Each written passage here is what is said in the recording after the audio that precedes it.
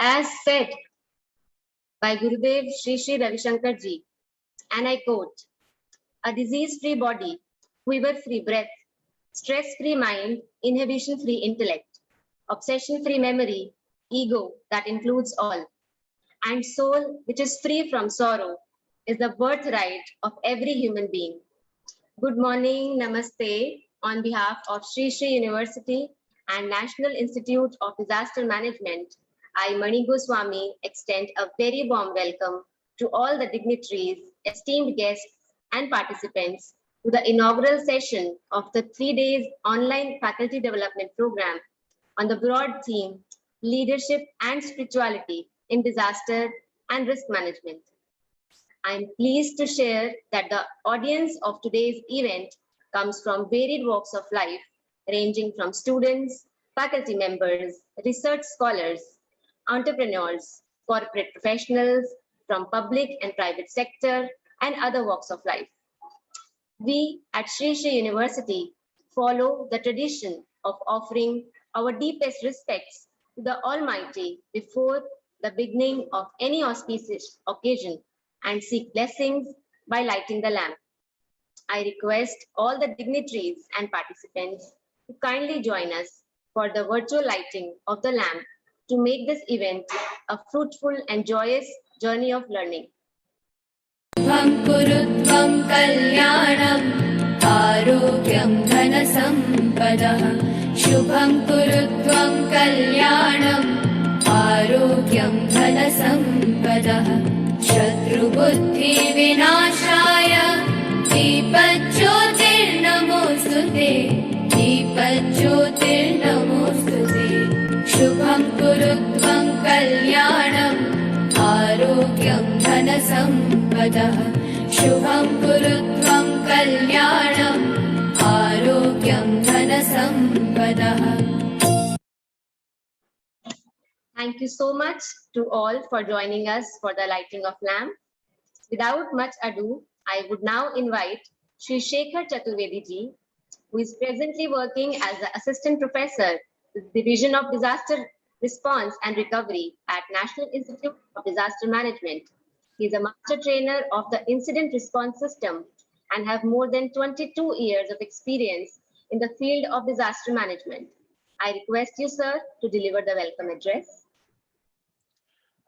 Thank you, ma'am. And first of all, pranam to everybody.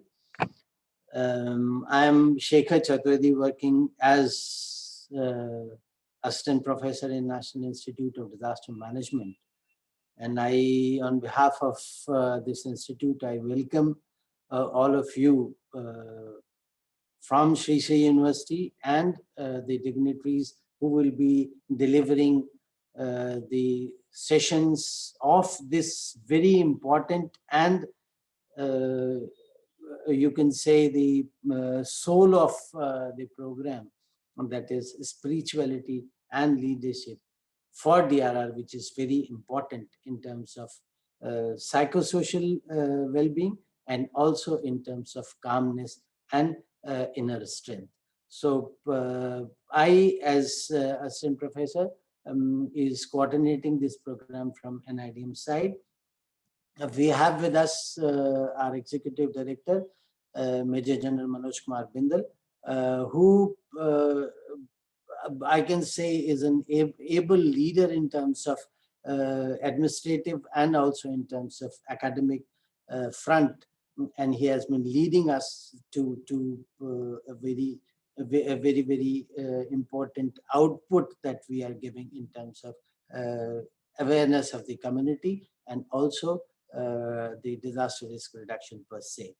We also have with us Professor Santosh Kumar, who has been my guide and my mentor in disaster management for long.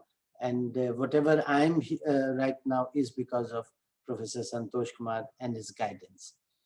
He will also be delivering the context setting of this program, and he per se is a very you can say the spiritual soul, and we will be listening to him in this inaugural session. During the program, we will be listening to various experts in this field, wherein we'll be having leadership being tackled by Dr. Nitin Chandra, who is additional secretary in the Legal Affairs Department, Government of India. We'll have the sessions on mind mantra, yoga, spirituality, spirituality as a leadership in DRR, spirituality as a tool for PTSD in disaster management, psychosocial and sociological concept in terms of spirituality, and also we'll have the emotional setup, emotional well-being and emotional care in disaster management during our 3-day program.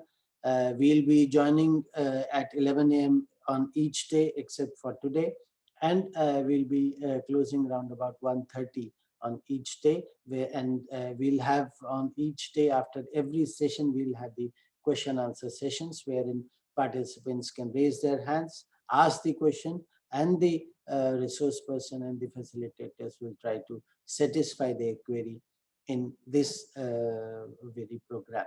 And after this also, if you have any query, I'll make it on record that you can reach out to us or Sri Sri University for anything on leadership and DRR, and we'll try to satisfy your query. This is what our program is there. And a brief about our institute. We started as Disaster Management Center in Indian Institute of Public Administration in 1995, established by Government of India as a center. Now, we have been working in dealing with the capacity building affairs of disaster management through training, research, consultancy projects, and awareness drives, and also advocacy for DRR in the country. And also subsequently, when the subject got transferred from Ministry of Agriculture to Ministry of Home Affairs, we also started working in the Ministry of Home Affairs, and we were upgraded to an institute, that is National Institute of Disaster Management, in 2003, and also given a statutory status when with the enactment of Disaster Management Act in 2005. And since inception, we have been working in terms of capacity building, collaborating with various institutions, various academic institutions, various administrative institutions for the advocacy and spread of disaster risk reduction in the country. And recently we have launched the India University and Institutions Network for DRR, wherein with an aim of curriculum standardization, curriculum development in disaster risk reduction, and also helping out in research in the field of disaster management. And we are proud to say that we have about more than 100 members in this network now. And the who's who of university setup, that is University Grants Commission, All India Council for Technical Education, and Association of Indian Universities are members of our executive committee of this IUI and DRR, in the short form as we say. And we hope that in near future we'll have Sri Sri University also on board as member of this university network. And with this, I welcome everybody, including the participants who have joined us, researchers, scholars, the faculty, and other who have joined for this very important program. And thank you. Over to you, ma'am. Thank you so much, sir, for the warm welcome and the elaborate description of the whole event. I would now invite Dr. Vijaya Lakshmi Mohanty ji. Dr. Mohanty is the head of the Department Public Relations and Social Outreach, Associate Professor at Faculty of Management Studies, Director, Sri Sri Advanced Global Center for Conflict Resolution and Peace Studies at Sri Sri University. She holds the honorary post of Regional Director, East, Government Executive Programs of the Art of Living. She has more than 20,000 hours of teaching experience. She teaches yoga, dhyan, pranayam to the political leaders, government servants, corporate, students, and many professionals. I invite you, ma'am, to address the August gathering and set the context of the program.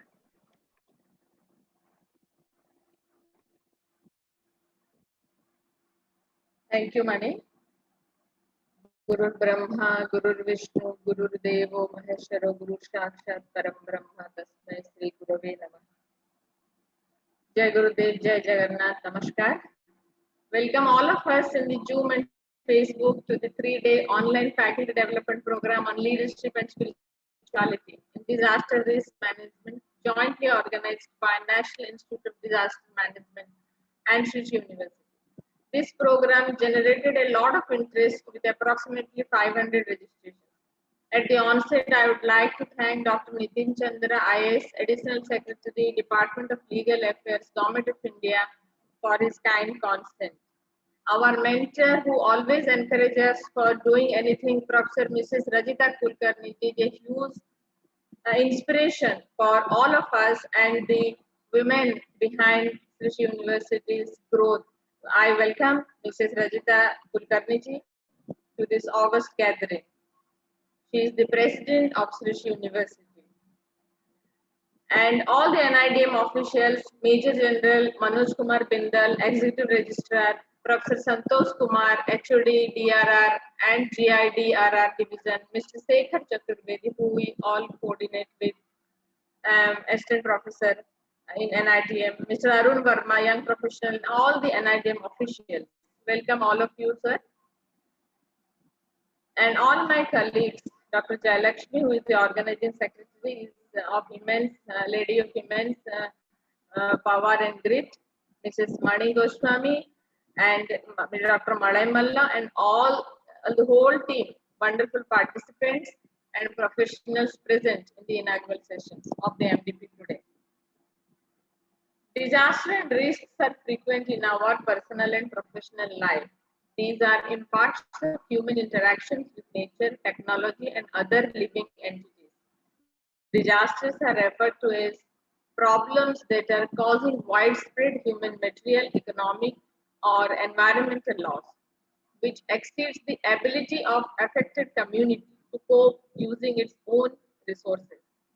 These disasters can have long-term effects on the society, which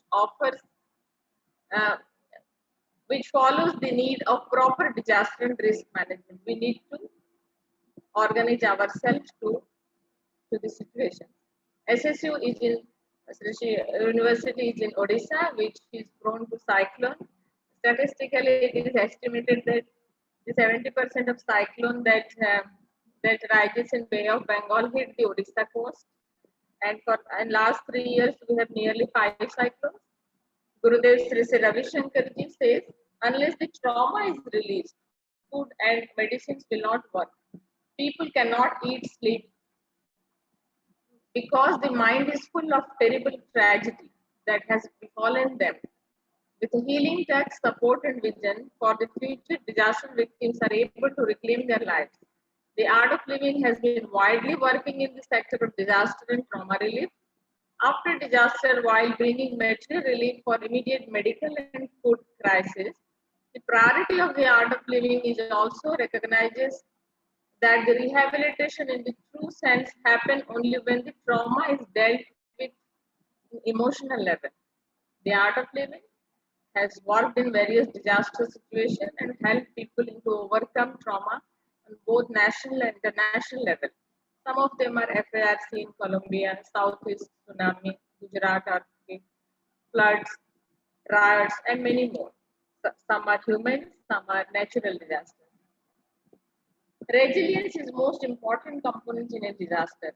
It is important to act better and plan properly to manage the disasters and risks in order to reduce the impact of disaster. Leadership and spirituality go hand in hand in case of disaster and risk management. And when the leader has a spiritual anchoring, it acts on the society and it creates an impact on individual and society. It has been seen in COVID pandemic that people could not handle their life properly because of lack of courage and strength. But at the same time, there were people who showed courage and they bounced back to normalcy through grit, resilience, intelligence, and of course, surrendering to the divine. They blossomed in their life, irrespective of the disaster and its impact. To beat the odds in life is an art which should be cultivated over the years. Learning life skills techniques makes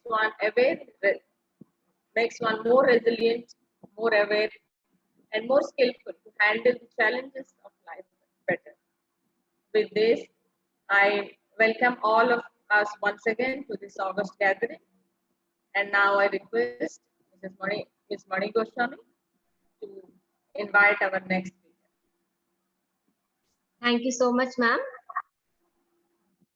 I would now take the opportunity to invite Professor Santosh Kumar, Head of Department, Disaster Risk Reduction and Governance, Disaster Risk Reduction Divisions at the National Institute of Disaster Management. Professor Kumar is an expert at disaster risk reduction, policy planning, and capacity development with 25 years of rich experience in different positions in the development planning and TRR sector.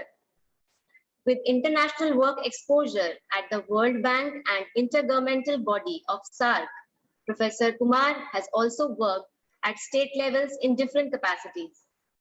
He brings with him a rare combination of operations and academia. As a specialist in disaster management planning, post-disaster loss and need assessment, recovery and inclusive disaster risk reduction, Professor Kumar's insight of bringing development into disaster risk reduction has brought new thinking in the framework. At the international level, he has been. Is more than enough. Thank Sir, you. request you to address the August gathering. Thank you very much, Dr. Nitin Chandra, Additional Secretary to Government of India, Professor Ritika Kulkarni, Rajita Kulkarni, the head and the chairman. You could say the president of this institution. We have Vijay Lakshmi Mohanty ji and also Mani. And all the distinguished participants and delegates, the resource persons, our team, which we say that Shekhar Chaturvedi, who is the coordinator from National Institute of Disaster Management, and above all, but from our side, Major General Manoj Kumar Bindal, who is the Executive Director of the National Institute of Disaster Management. We all together joined hands for a very, very important cause. And that important cause, when we say that you understand spirituality and we understand disaster management. And we do not know that we understand actually disaster management, and there what we wanted to have this kind of a collaboration. I'm thankful to Mr. Shekhar Chaturvedi who thought of making this happen. Long back we tried 7-8 years ago also to have this kind of engagement with two institutions, but it never happened. We say that it's always destiny. When it is destined, it bound to happen. So, but the idea was always there in the minds of our institution. And that is why we thought of collaborating, and we collaborated. So first of all, I would say Jai Gurudev for this kind of a very, very pious collaboration for a better cause of compassion and love. Disaster risk management, we wanted to inform you about disaster risk management, although you have mentioned that, and we know also that wherever we go at the disaster site, we keep seeing Sri Sri Ravi Shankar's institution working on that. Gurudev is not there, always there, but definitely his kind of ideology always there in the minds of many people who are working there with the victims of disasters. When we say that many a times we started also engagement with the Sphere India as a faith-based kind of a faith-based organization and DRR. But ultimately, when we say spirituality and leadership is different than the faith-based. And that is why the distinction has to be made. The first distinction, which we say that we don't go into the different religion, but the ideology of individuals and how individually we go into that level so that we can attain, we say that as spirituality and leadership. The basic fundamental questions which we keep grappling always, that who am I? And there the answer lies with the organization or university which we have collaborated with. The second question, what do I want from my own life? That is also answer lies with you or your organization. The third important question, which I say, what is the purpose of my life? Again, an IDM probably will not give this answer, and probably we have to go and search and find out your institution. The another question which say that what is the meaning of my life? And that meaning of life, which we say every time when we talk about disaster risk management, we say why we are working, because we say apne liye jiye to kya jiye, ai ji tu jamane ke liye. So that is what that learning which we are trying to get into the individual's mind for compassion and love. But disaster management is not a very mechanical subject. You very rightly pointed out, Vijay Lakshmi ji pointed out about the trauma care, psychosocial care. And many of the institutions of the world, in many of the countries also you will find, when disaster happens, it's not the physical health people start working. It is the mental health, spiritual health. Those are the people who are working with the victims. Because at that time, people are into deep crisis. They have lost their own people. They are themselves get affected. They are looking for the better opportunity, and everything go haywire. So they they lose everything, and they have to rebuild their lives. So in this process, mechanical intervention of, like, say, providing some dole, providing some bricks and mortars for bringing their kind of a house, but rebuilding their lives, it requires something more. And that's something more which we are striving for. And that is why this collaboration is with today. We are working with the Sri Sri Ravi Shankar Institute or University. This other thing which we always grapple when we design our own program, like, say, disaster response. And we said that example of response does not mean just taking out people from the debris. And people require healing touch. And that healing touch is always a missing links when we go for our disaster response. Gradually, we have started. We have only one national level institution is NIMHANS. And that is the support. We are building the process of volunteerism. We are developing that. The approach could be different, but the kind of the spiritual learning which we say, that always goes different. So that is one part. When we say immediately, that we go into the second part of disaster risk management, we say after response, immediate recovery, relief and recovery, where the essentials are provided. And essentials are always be seen in the object.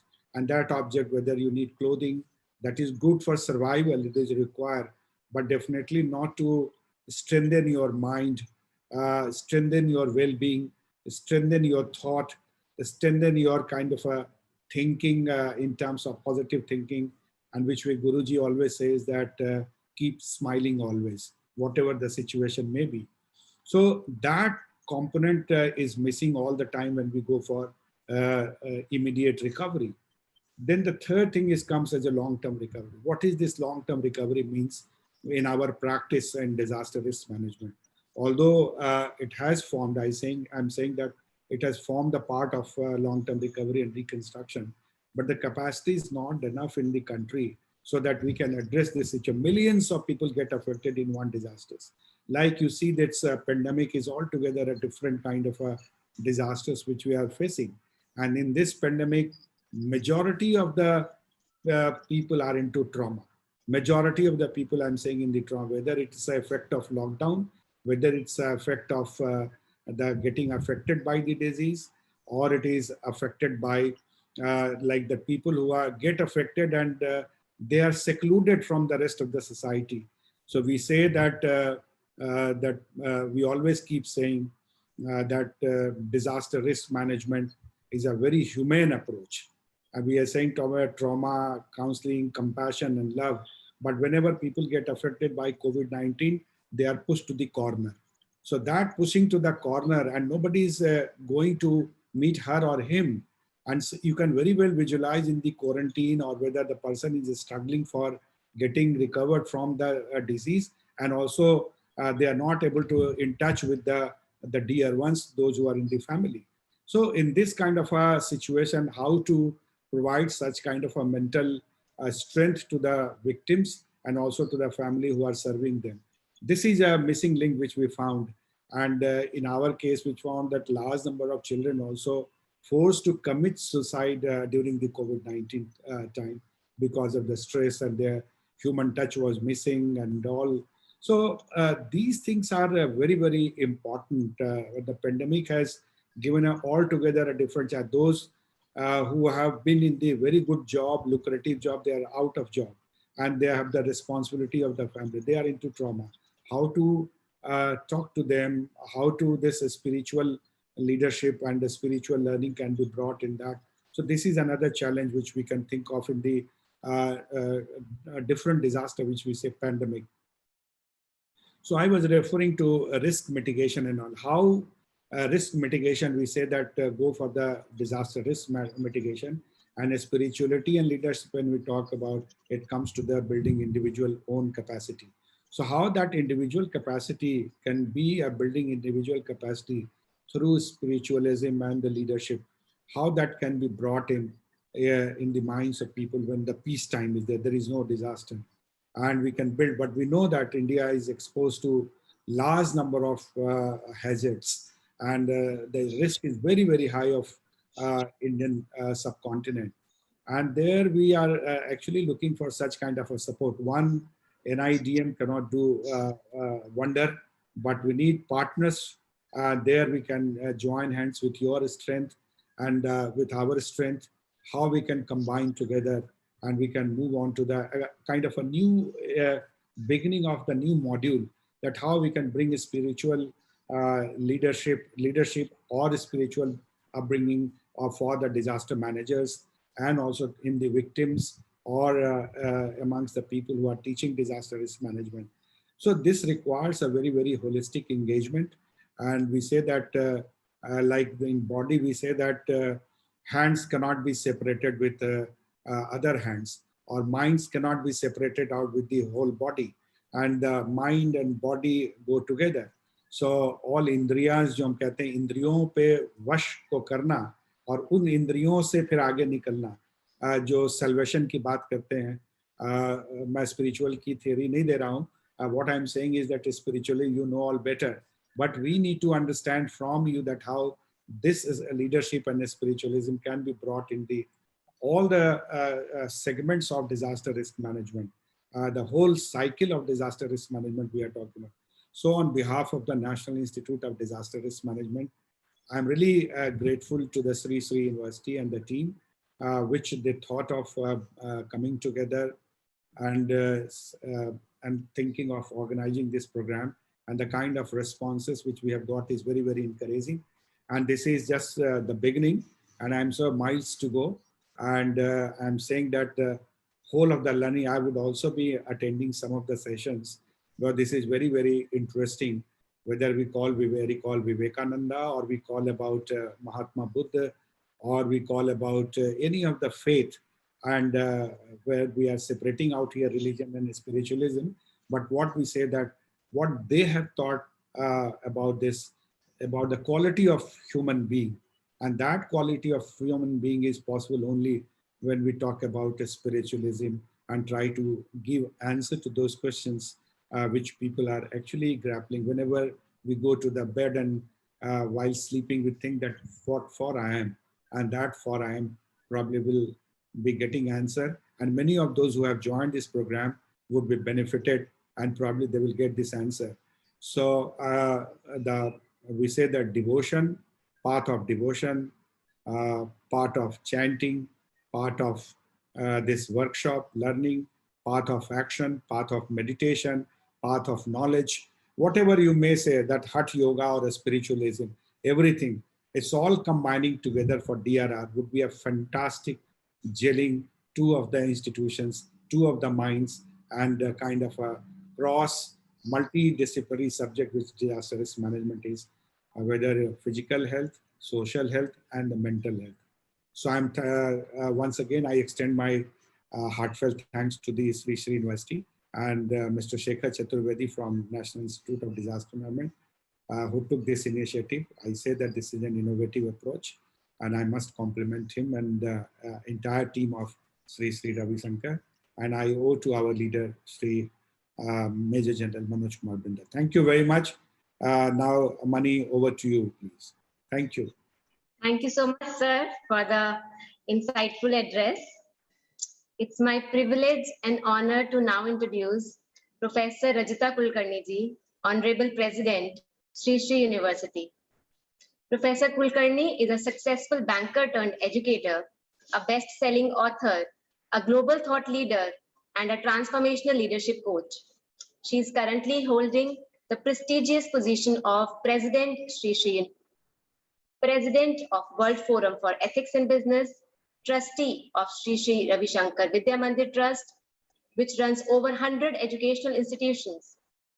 She is also the member of FICCI, Higher Education National Task Force, co-convener of CII, Education Council of East Region, Regional Vice Chair of the ASSOCHAM, National Education Council, Eastern Chapter, and a mentor of change for Atal Innovation Mission of Niti Aayog, Government of India. Professor Kulkarni has been conferred with various awards for her excellence and contributions to the field of banking and education. To name a few, she was selected as one of the top 100 inspirational women of India by the National Bar Association of India, which was published in the book The Phenomenal She. She was conferred with the Exceptional Women of Excellence Award at the Global Women's Economic Forum. Honey, that's okay. It's enough. I request you, ma'am, to enlighten us with your words of wisdom. Just a moment, madam. Sekharji would like to invite you. I mean, Yeah, he forgot to mention you. We are extremely sorry for that. That's okay. Sekharji, you may. Yes, yes. Yeah, I'm sorry that I forgot to welcome you on board of this. Sekharji, it's this okay. program. We are both the host. We'll Thank move you. it. Thank you. Over sir. to you. It's okay. Yeah. So good morning to everybody. It's a great Monday morning. I think this is a good Monday morning blues. Our women's hockey team just won their match against Australia. So good Monday morning blues for us. To start with, Major General Manoj Kumar Bindal, the Executive Director of NIDM, our chief guest for today, our friend and a big supporter, Dr. Nitin Chandra ji from the government of Odisha, the entire NIDM team and the entire Sri Sri University team. I want to start off by congratulating Dr. Vijayalakshmi Mohanty and Dr. Shekhar for initiating this collaboration. I think it's a fantastic move to begin what I perceive will be a very, very long cooperation. Dr. Santosh, आपका जो अभी वक्तव्य था, आपने पूरा सार बता दिया इन 3 दिनों में हम क्या कर सकते हैं. How much can we explore together and what are our strengths, individual strengths. So I congratulate you for that thinking. I think it was a deeply philosophical and spiritual reflection from your end. And Dr. Shekhar, you and Dr. Vijaya, I think set an exceptional context. I think this is just a beginning of what I am quite confident will be a very fruitful, symbiotic, synergistic, long partnership between our two institutions. The topic we are going, which we are talking about is something which is really, really dear to my heart because it has 2 words, leadership and spirituality, both which I feel are sort of the head and heart of my being. And disaster and risk management, unfortunately, is the living reality of our life today. Where if we look around us, you spoke about the pandemic, Dr. Santosh. Climate change is posing enough and more natural disasters for us. The socio-economic geopolitical situations in our world are posing, unfortunately, a lot of man-made disasters around us. I want to start with two examples, my personal examples of being in a disaster situation, and I will then come to leadership and spirituality. So many of you might be aware that there was a terrorist attack in Mumbai in 2008, the 26/11 terrorist attacks. I was in the Taj Mahal Hotel at that time, along with my husband, and we were captive hostage for about 14-15 hours before we could be rescued and we came out. No amount of training. I used to be with Citibank that time, and there was a huge focus on disaster training, on managing in a crisis situation. What should you look for? What are the cues? Where should you run? Who should you save? We had fantastic training in that. But let me assure you, when you're in a situation like this, all the training goes out of the window, because all you have is yourself and your gut at that moment on how to respond, where to run, what to do, whether to save yourself, to save others. And then, as you spoke, Dr. Santosh, by God's grace, you are saved and fine. Then how do you take care of yourself? How do you come back? How do you recover when in a situation like this? So I have some personal experience there. And let's talk about a natural disaster. We are in the state of Odisha, which is typhoon prone. 2 years ago, some years ago, we were hit by Falin. Actually, huge congratulations to the government of Odisha, because over the years, it has made its disaster response efforts so sophisticated and so proactive that disaster after disaster, at least loss of human life is consistently coming down. But 2 years ago, we had Fani, and what do you do when a typhoon hits you and you have zero control? And all your planning of how to take care of your students, how to take care of your physical property, how to take care of the trees and plants, all of it goes out of the window because the typhoon has a mind of its own. Now, how do you respond to such situations? I believe there are two approaches. One is a technical approach. I don't think there is an institution better than NIDM which can have the technical expertise on how to respond to disasters. So there are technical approaches, what you should do, what are the processes, what are the recovery mechanisms, and so on and so forth. But what is also needed along with the technical approach is what I call the adaptive approach. That human aspect of how then you as a human being, whether you are in the leadership position there or not, whether you are part of a recovery team or not, whether you are the affected party or not, the fact that you are in that situation, what is your adaptive response? And that doesn't come from technical training. As you rightly pointed out, Dr. Santosh, that adaptive part is where I think the spiritual component comes into play. You asked some very, very profound questions. Who am I? What is the purpose of my life? And I think spirituality in its broader context, as we understand, anything that uplifts the spirit, Gurudev says, what is spirituality? Anything that uplifts our spirit is spirituality. That which allows you to feel the connection. You said, Dr. Santosh, that wherever there is disaster, you feel, you have seen the Art of Living response teams. Now, if you live in Bombay, what is it that makes you feel connected to a disaster that has happened, say, in South America? Or now the floods happened in Germany, you live in Pune. What is it that makes you feel connected to something that happened in Western Germany or Southern Sri Lanka or Kosovo? So the first, I'm going to talk about a few C's here. C, the alphabet C. I think the first C in terms of the role of spirituality in disaster response is connection. Connection within and connection to those around us. Number one, I think the deeper we are connected to ourselves, the more we feel the connection to others. And which is why I think someone like Gurudev is an exceptional humanitarian role model, because the Art of Living Foundation today in 170 countries of the world is involved in community development, disaster relief. So whether it is the Beslan school tragedy in Russia, to the tsunami, to now the pandemic, or to earthquakes, or even human conflicts, whether in Kashmir or in Colombia and so on. What is it that makes me feel connected to the problem of the other, that I want to be involved? I think that is what spirituality does. I always say that when we go within, the more we get connected to ourselves, the more we feel connected to the world around us. And I think that is the big role of spirituality here. A few from my own experience of how spirituality helps in your response. First is moving from confusion to clarity. A disaster creates confusion. There is loss of life, maybe there is loss of property, there is chaos, there is it is unexpected. That is why we call it a crisis. That is why we call it a disaster. So it helps us move from confusion to clarity. Santosh ji, you quoted many examples.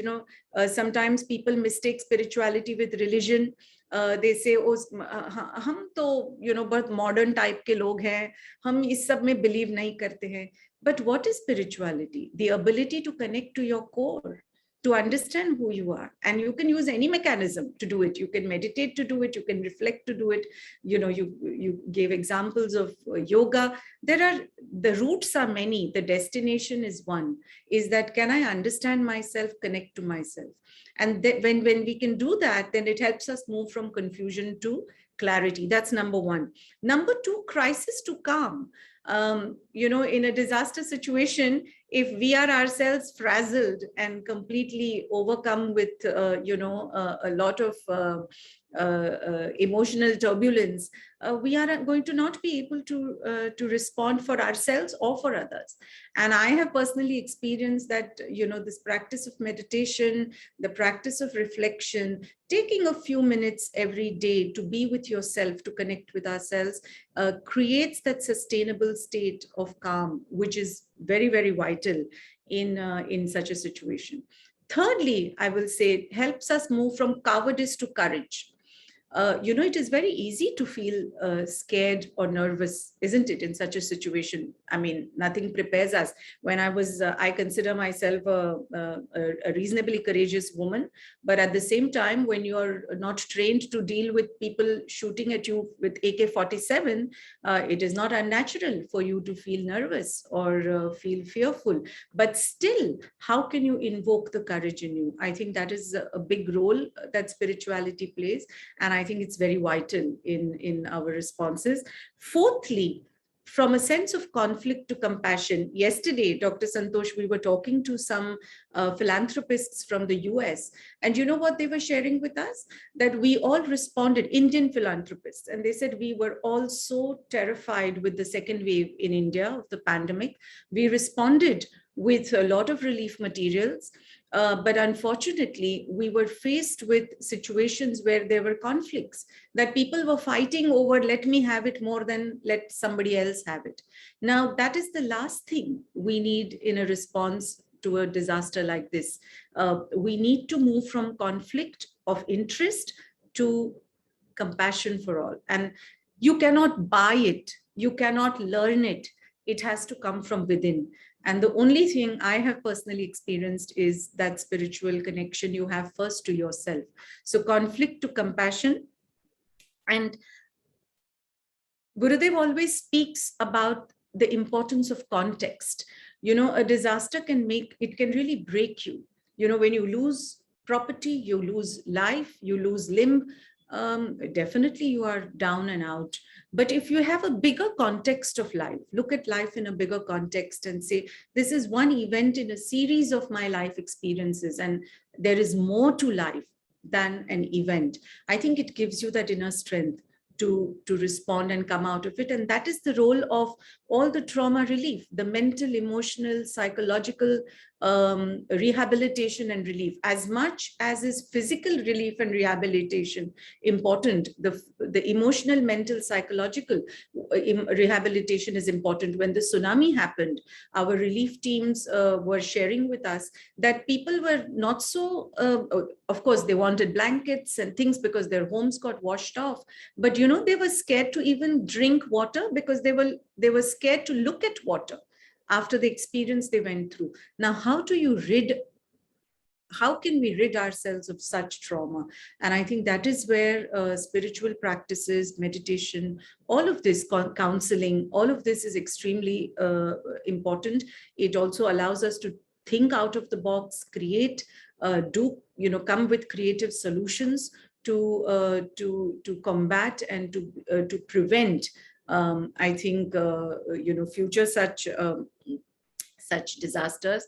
So this is a very, very, I think, fantastic topic that both Sri Sri University and NIDM have chosen to deliberate on. Dr. Vijaya, it would be great. We would love to be part of even the next days and learn a few things from the master trainers. And I think for NIDM and Sri Sri University, I think it's a great opportunity to bring our strengths together. Our parent, the Art of Living Foundation, founded by Gurudev, has incredible expertise in this. International Association for Human Values, another of our sister organizations, is a specially created institution for response to disaster relief and for long-term rehabilitation. So I'm very delighted with this cooperation, and I'm looking forward that we strengthen it. And I hope, Dr. Vijaya, that in these 3 days, all the participants will also get a chance to taste a little bit of meditation, the value of it, the impact and effect of it. I would advise that we integrate it if it's not already, and look forward to the conference and look forward to this partnership. I wish all the best for the next 2 days, and look forward to knowing the proceedings of it. All the best. Namaste. Jai Guru. Thank you, Madam. We shall incorporate meditation for sure. Radhika ji has what said. India has the biggest strength nowhere in the world, so we can think of as making a leadership role, like a global leadership role also together for linking this. Absolutely, Dr. Santosh. And after this program, look forward that we can discuss this bilaterally, so we can really create a global, I think, model of how this two-pronged approach can be long-term sustainable. Look forward. Thank you. Thank you very much, ma'am, for your enriching and thought-provoking address. Taking the program forward, I would now like to introduce Major General Manoj Kumar Bindal ji. Major General Bindal ji is the Executive Director, National Institute of Disaster Management. Having over 3 decades of rich experience, he has held all the echelons of command within an air defense regiment in diverse theaters. He commanded an air defense regiment and an air defense brigade in the Kashmir region against the backdrop of counter-insurgency operations. He was also General Officer commanding of a sensitive sub-area in the Northeast region. He has been posted as a Deputy Director General in Directorate of Army Air Defense, where he was dealing with operations, training, air defense, control and reporting, and air intelligence issues.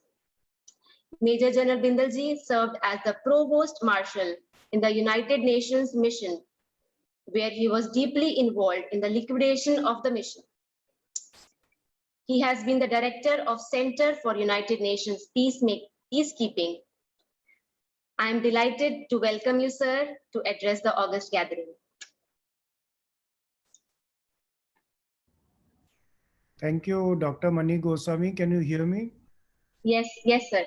Okay, thank you. Thank you so much for introducing me. First of all, I must congratulate the team led by Dr. Shekhar Chaturvedi under Professor Santosh Kumar, and also Sri University Cuttack, uh, wherein this particular program was conceived, and now it has taken its final shape that we are conducting it from today onwards. So I would like to thank Dr. Vijay Lakshmi Mohanty, who's the associate professor in SSU. And we just heard the president of the university, Professor Rajita Kulkarni ji. And I want to thank you, ma'am, for collaborating with NIDM and agreeing to have more such programs in future, because our role, NIDM's role, is outreach to the youth and the masses as much as possible. And for that, your institution would be a great, I'll say, launch pad for that, because we'll be able to approach that much more audience, and we can spread awareness about disaster management, and in particular this topic of spiritual leadership in disaster management, and its role, and its how it can be done and why it should be done. And I also welcome Mr. Nitin Chandra, IAS, Additional Secretary, Department of Legal Affairs, for agreeing to be the chief guest for this particular program. And also Dr. Jay Lakshmi Samal, Assistant Professor, SSU. So this particular topic is a very unique topic, which is not talked about much as an organization. I have been into numerous responses in my life, being in army, throughout, whether it be on mountains, all the particular, whether it be in Siachen snow avalanches, or train accidents, or the floods of 2014, Srinagar, then Gujarat floods, 2009, then Bhuj earthquake. So, and I have been personally affected in that. Our own house came down in Bhuj earthquake. So there we have seen that spirituality plays a very, very important role. Very important role. As a uniformed force, we do not get affected much, but our family members do. And the local population, the community gets affected to a great extent. There are so many examples. Like we for us, for any individual, believing in a higher being is more a question of hope. That faith that we call, I believe it's more of a question of hope, where we are doing it so that we are in the hope that it will bring peace to us, or bring prosperity, or will ensure our well-being. So there is a matter of hope in that. And when a person gets affected by a disaster, that hope is questioned, and a lot of questions comes to his mind, like why God did this, or why me, and then they start questioning the justice of the whole thing, the meaning of the whole thing, and they feel very far, they get delineated from their previously held beliefs in the faith that they hold, in whichever faith they hold. And then they feel that no, there needs to be something to be done, and someone has to step in to bridge that gap. uh, they feel despair, hopelessness, guilt also at the same time, that I must have done something wrong, or shame that if it coincides with something wrong which they have done and the thing happens. So all these things start happening, and a person closes oneself from their loved ones, and they also start wondering about life and death. uh, and that is the time the spiritual leadership steps in. And Bhuj earthquake, we have seen that within 24 hours, the spiritual leaders, many of them, they set up camps and were a big solace to everyone. I remember in one particular, on the second day of the earthquake, when I was doing rescue work, and we had dug out a life survivor from the debris of a particular building. A group of children came and called me because I was heading that, and took me to their house, which was nearby. And their dead body was there of their father, and they were wanting me to bring it alive. So that is the level of shock they go into, that they lose their normal sense of life and death. And they thought they thought, since I had saved that one person and dug it out from debris, so I could do this also. And that time it took all my knowledge of spiritualism, religious beliefs, to convince them as to why it cannot be done. So at that is the time only spiritualism and religious beliefs helped me in convincing them that no, their father cannot come back and he has been taken by God and they have to do whatever. A lot of arguments I kept on giving, whatever came to my mind, whatever I had learned in my life. But that is the time I realized that just pure rescue and relief is not enough.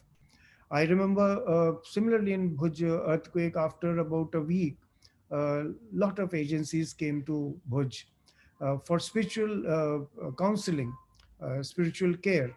And they held large congregations in which Gurudev ji, as we are referring, their team had uh, also come, and they held large camps in which they spoke about how the people should get out of it.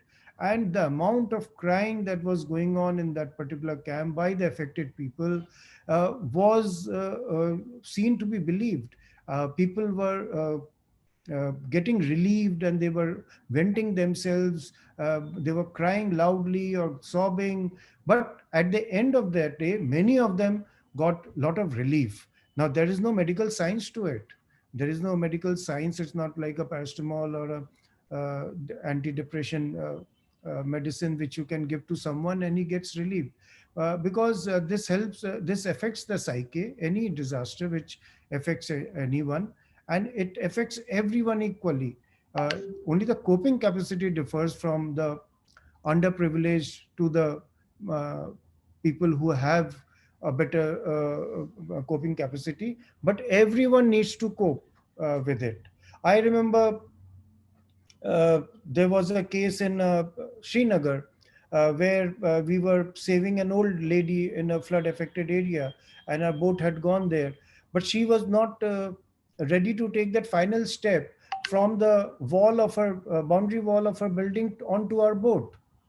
So again, it took all types of cajoling, mostly in the name of their God.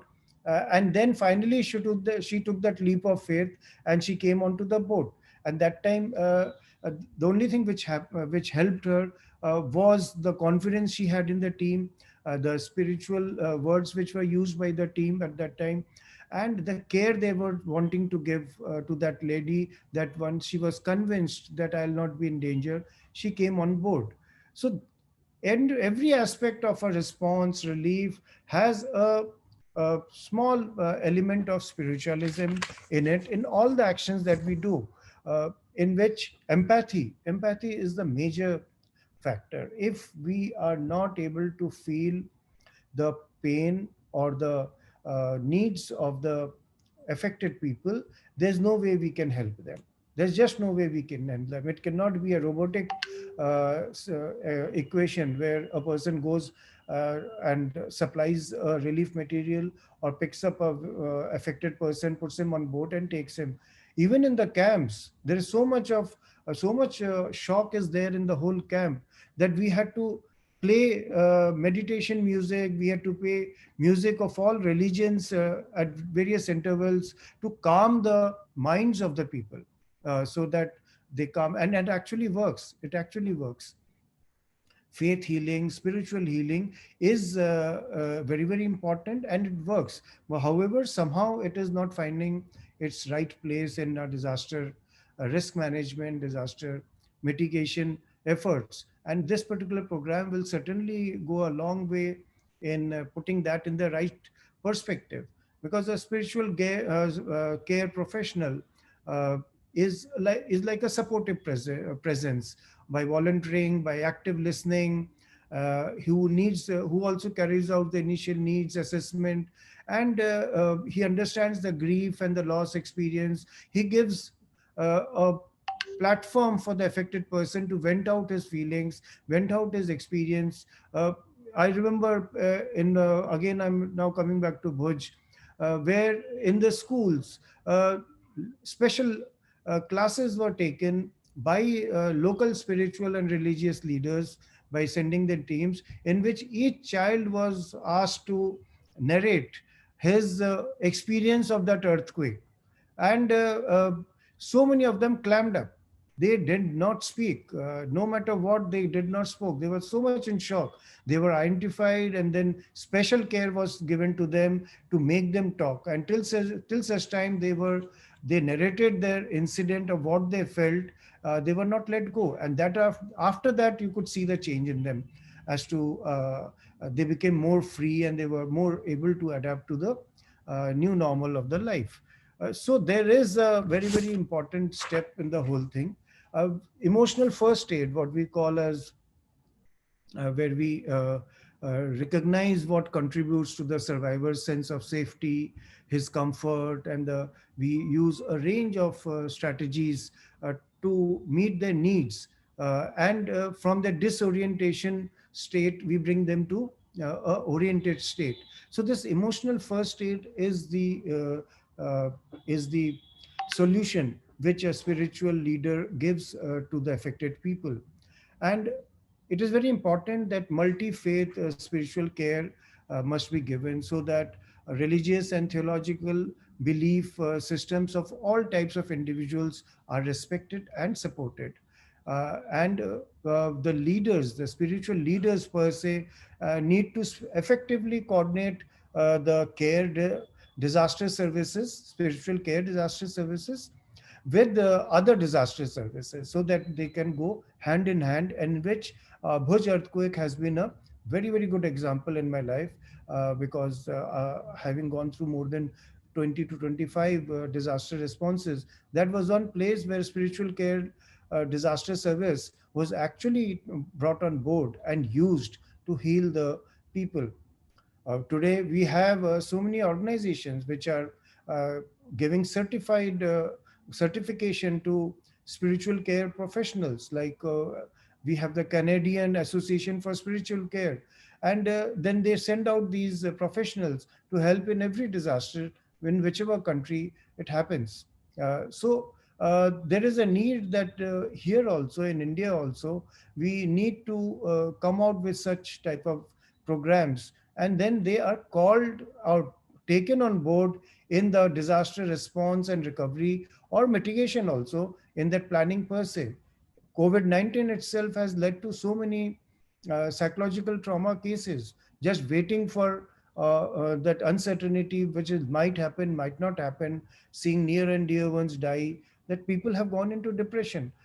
So everyone then tries to run towards their own religious faith and pray. At that point of time, if someone can talk to them and bring in the spiritualism in them and exhort that particular hope that they have been having in their life, that faith that they have been having throughout their life cycle, it certainly helps, and will certainly help in alleviating their depression or their foreboding that they have. And so spiritual care with good leadership will certainly help in disaster in all phases, and needs to be included in the uh, planning as per in all policies. And I think what we are doing now in next 3 days will set the things in the right perspective, and we will be able to come out the particular this particular workshop proceedings, which will, once they will come out, based on this we can plan for much more, and then maybe come out with some publications, and then establish a center on such issue at some your university or any other university, Sri universities which are there across India, and take this particular subject forward, and mainstream it into all forms of activities. So I'm again thankful to both NIDM team and Sri University team for organizing such an important need-based program, and I hope to see the outcome of this program and carry it forward in our future endeavors. Thank you so much, and back to you, Dr. Mani. Thank you so much, sir, for your kind address and taking us all through your first-hand experiences of combating disasters during your rich body of work. Taking the program ahead, I would now invite my colleague, Dr. Jayalakshmi Samal, Assistant Professor, Faculty of Management Studies, Sri University, to introduce Honorable Chief Guest of the program, Shri Nitin Chandra ji. Thank you, Ms. Mani. Namaskar, and I once again welcome everyone. Now, let me take the opportunity to introduce Dr. Nitin Chandra, the chief guest of this inaugural ceremony. Dr. Nitin Chandra, an economics topper from Bailey School of Economics, also holds a PhD degree from Utkal University, Odisha. Dr. Chandra is presently working as Additional Secretary, Department of Legal Affairs, Government of India. Prior to this, Dr. Chandra was a secretary under Central Information Commission, Government of India, Principal Secretary, Social Security and Empowerment of Persons with Disabilities Department, Commissioner, Commercial Taxes, Government of Odisha, and Principal Secretary, General Administration Department of Government of Odisha. Dr. Chandra is one of the able administrators and finest civil servants of the country. Sir, we feel highly delighted to have you, such a luminary personality like you in today's FDP. On behalf of NIDM New Delhi and Sri Sri University, Cuttack, Odisha, I once again welcome you, sir, and invite you to deliver your talk. Over to you, sir.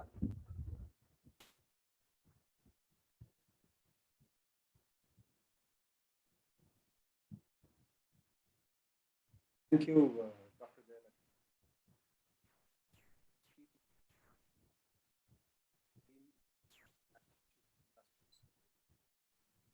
You have to unmute. I think it's not, voice is not coming. I have unmuted. Sir, your voice is, yes. Now it's fine. Yes, Please. sir. Please. Audible? Yeah. Yes.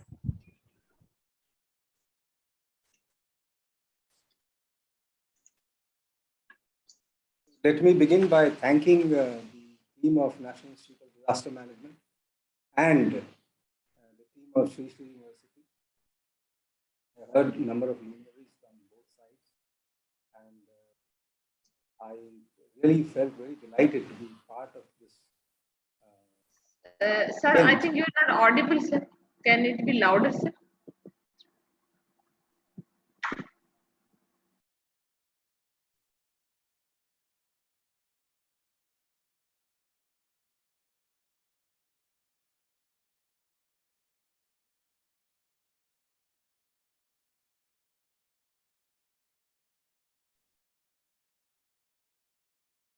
Is it okay now? Can you hear me? Can you hear me now? Yes, sir. Yes, sir. It's better now, sir. It's better now. Yes, sir. I was just mentioning that this event really serves a very important purpose. The collaboration between the two organizations, National Institute of Disaster Management and the Sri Sri University, is an extremely apt collaboration, serving a very useful purpose of managing disasters. You know, how you interpret disasters. Interesting question. Disasters happen at the national level. Can you hear me? I suspect I am not audible. Is that so? I think you have to bring your mic closer. In between it's breaking. Arun, why don't you guide him? And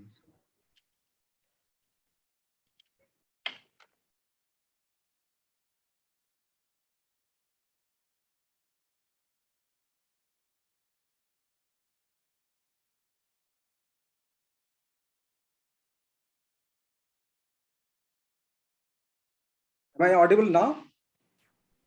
Yes, sir, you are audible. Please continue. Okay. I'm very sorry for this technical glitch.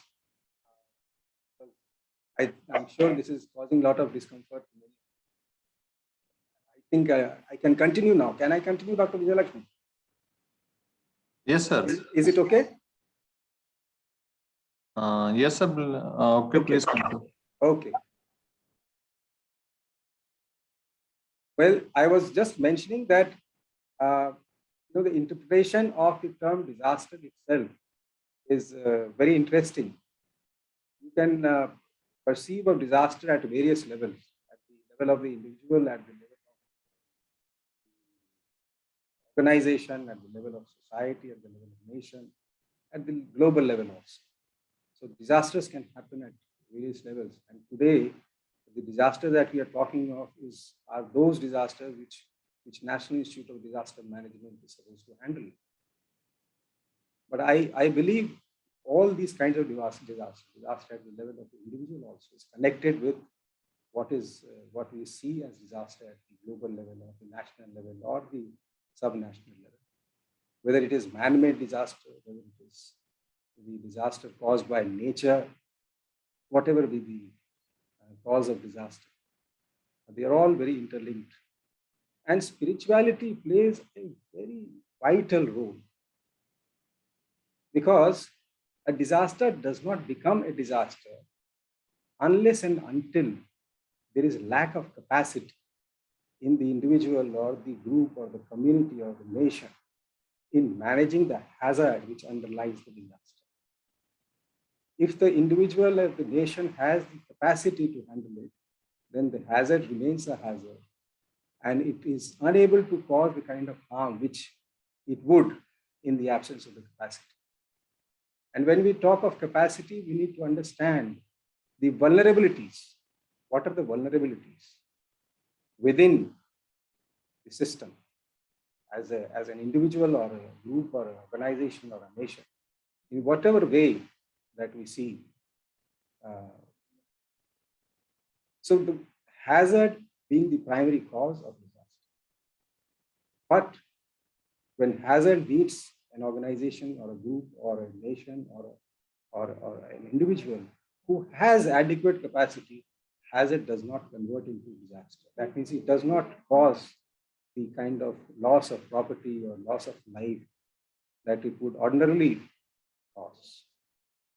A very interesting example was given of the cyclones that used to hit Odisha and how over time the state of Odisha has been able to build the capacity to manage the hazard of cyclone and minimize the damage which is caused by cyclone.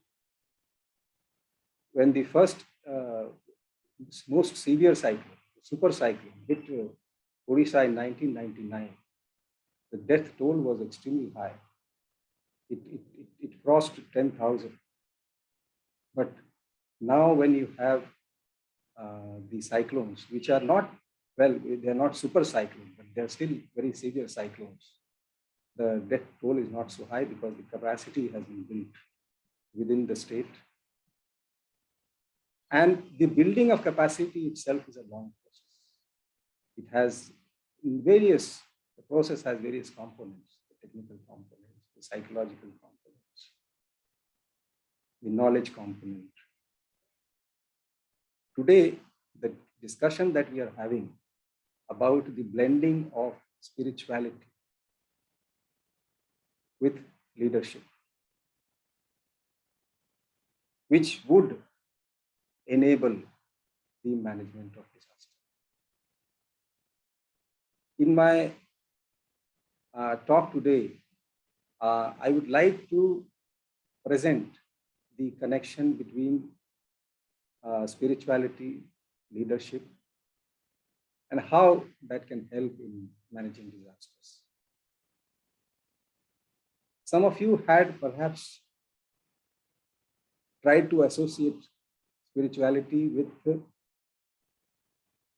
faith. Sometimes we link it with religion. But today, spirituality is not just confined to the domain of faith and religion. It has today found welcome partners from among eminent scientists. I will be presenting in my talk how big scientists, very eminent scientists from the field of natural sciences to the field of social sciences, how they come to the same conclusion as to the relevance of the power of spirituality and how important spirituality is in making a person fulfilled, making him happy, making him contented. As many of you said that disaster, one of the very common effect of disaster is trauma among individuals. What you said, what we are observing in the time of COVID, widespread trauma. The knowledge and understanding of spirituality helps a person understand the cause of his trauma, not in the event of the disaster, but something within himself. If he is trained to think inwardly, analyze himself more deeply, he will be able to comprehend the cause of his problem do not lie outside, but they lie within him. Only requirement is somebody has to impart this knowledge, impart the skill, impart the understanding to the person concerned. And I'm very happy that Sri Sri University has been chosen as a partner by National Institute of Disaster Management, because they are extremely competent in doing this job, in making people who don't have any idea of spirituality to understand what is spirituality, why it is relevant, why is it important, why can't we ignore it? Something which we ignored so far, but now we cannot. The urgency about knowing spirituality is communicated extremely well by the Sri Sri University. I'm extremely delighted, very happy, and feel very nice that this kind of a partnership has evolved. And for that, I congratulate Professor Rajita Kulkarni. She has a very good team in Sri Sri University led by Professor Vijay Lakshmi. And I'm very happy that from the side of National Institute of Disaster Management, Sri Shekhar Chaturvedi has been able to perfect this collaboration under the leadership of Major General Manoj Kumar Bindal. And I'm very delighted to have so many participants from the Sri Sri University and from outside. I took care today to concretize the idea of spirituality. Spirituality to most of us appear something as abstract, something which lies, somewhere far above, difficult to grasp. If it is something difficult to grasp, how do I make use of it?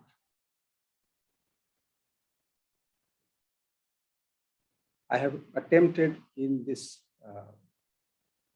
conversation, in this dialogue with you, to concretize this abstract concept and how one can look at oneself. And this I owe not to my own self, but to the vast amount of knowledge that abounds in our own literature. the Vedantic literature in particular. And it is very interesting to find that the scientists from the West, quantum physicists, eminent quantum physicists, great psychologists from the West, they are all coming to the same conclusions, which our literature has to offer, and offered several thousand years ago. And somehow we got disconnected from it.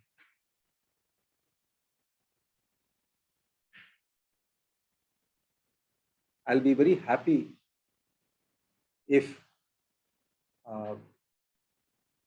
this exercise is found useful to those young people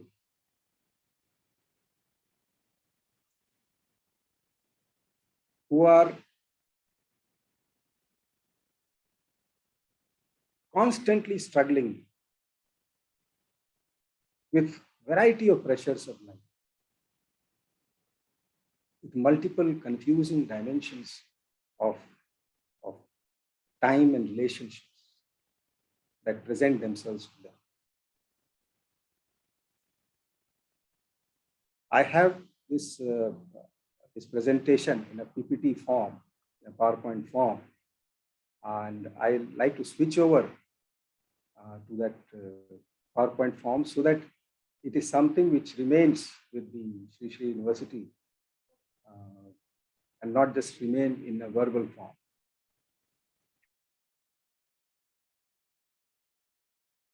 That I have on my system with you.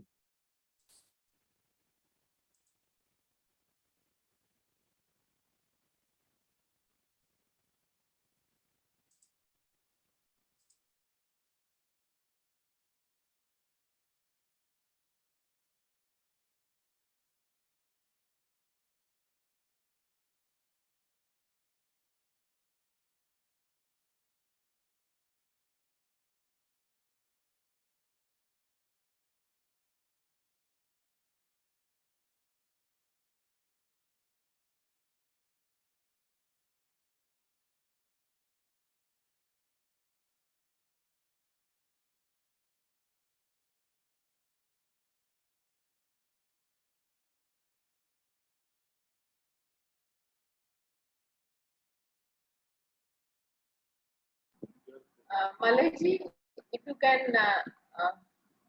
slide chala sakte ho. Yes, madam. We are doing it. Nitish ji already logged off. Okay. So when he will join, we'll just start the slide.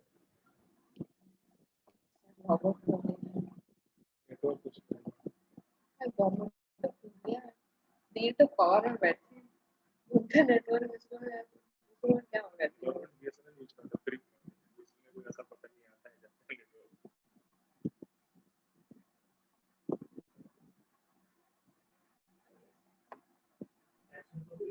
We are sharing the slide, sir.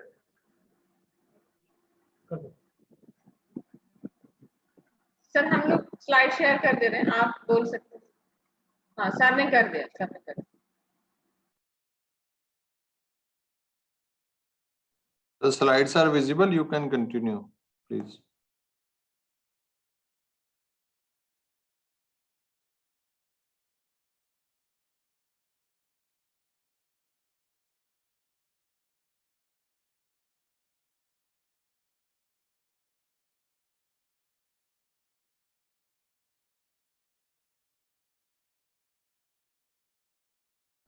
Sir, kindly unmute.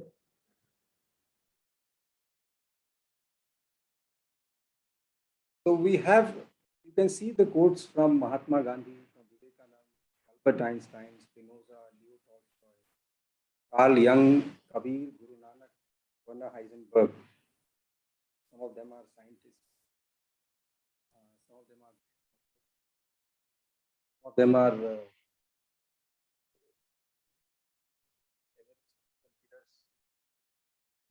Let me begin with the scientists. Let's say Werner Heisenberg, last quote that you see.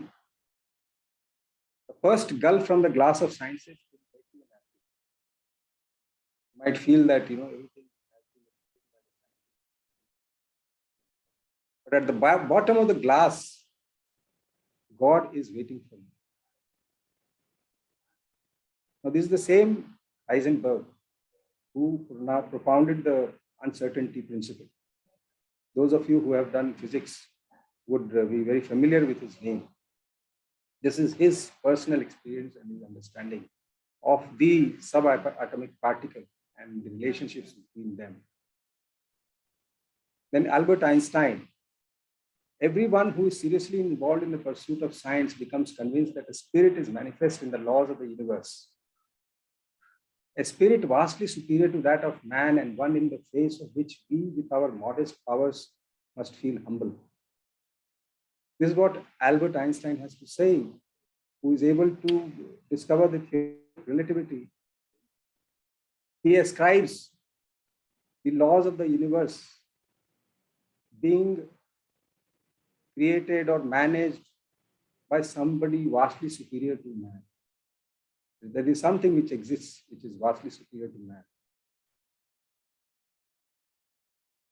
And Spinoza, the Jewish philosopher of the 17th century in Europe, the highest activity a human being can attain is learning for understanding. Understanding. Because to understand is to be free. They understand yourself and understand the cosmos around you. Everything is in God. All things are made by the laws of the infinite nature of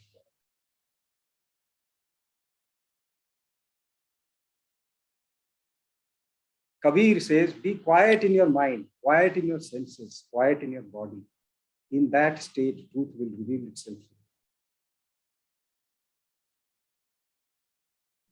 So you have to just be quiet within ourselves, not to be affected by anything from within or from outside. Just quieten our senses, our mind, and then perhaps there is an encounter. Guru Nanak, there is one God who dwells in every one of God's creation and constitutes the eternal truth.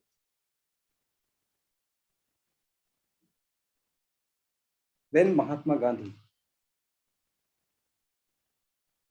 who gave a translation of Bhagavad Gita.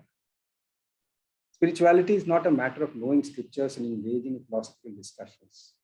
It is a matter of heart culture, of unmeasurable strength. It's the source of strength. The trauma that we speak of today, which is caused by disaster, if we have to rely on anything, it is spirituality. It is something which gives everyone a tremendous amount of strength. And Vivekananda says, you have to grow from inside out. None can teach you. None can make you spiritual.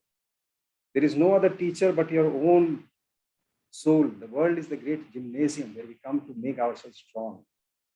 And freedom is to lose all illusions. This is what Vivekananda has to say. So you see a kind of a consensus among great thinkers about existence of a superior power, which is transcendental, which is above ourselves.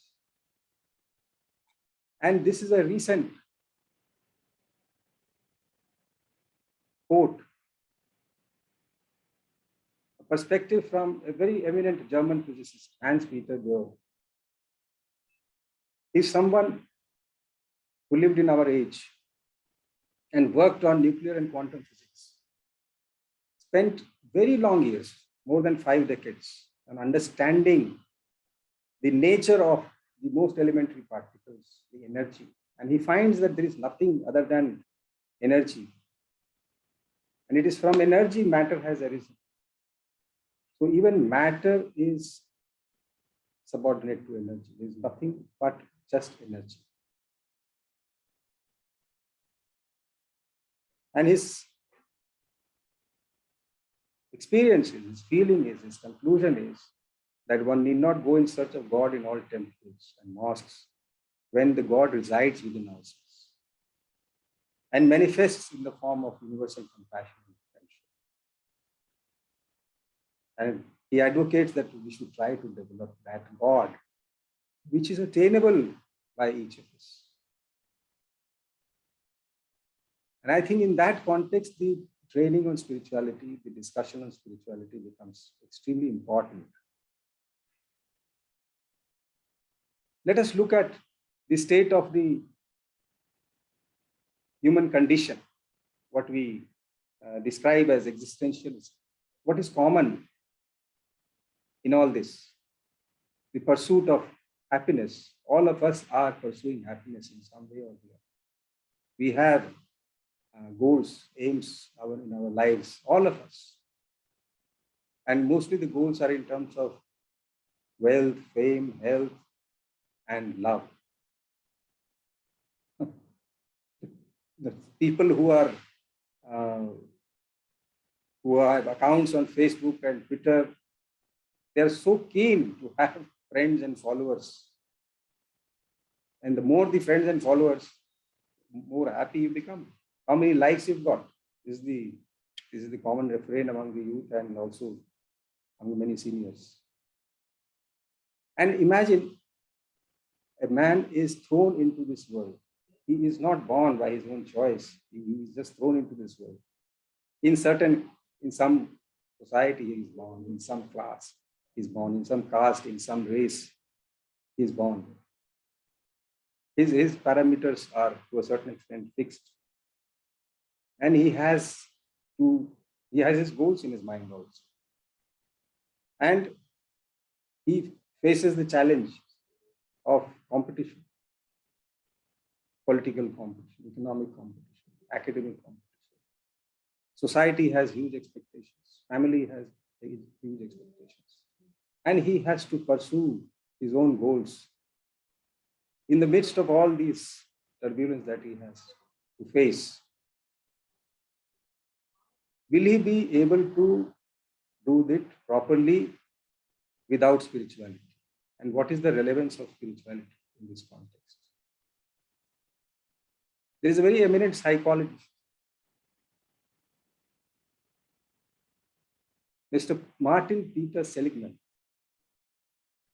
who says that happiness, or what he calls well-being, is a product of 5 things: positive emotions,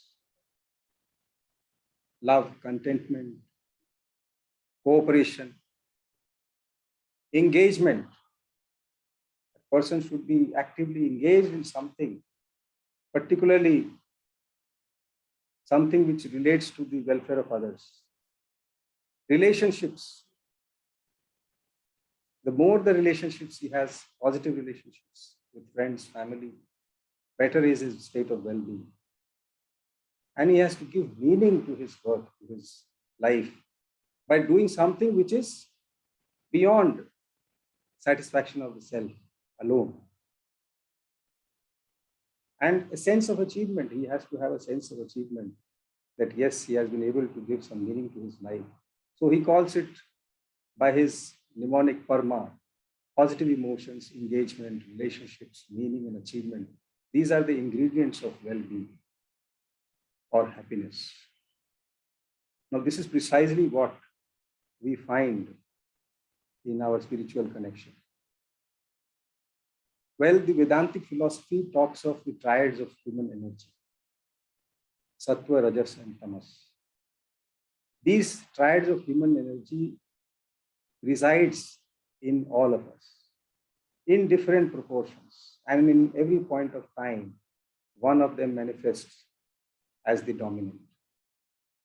When we say we are feeling sad, depressed, confused, we don't know what kind of time is passing, there is uncertainty, ambiguity.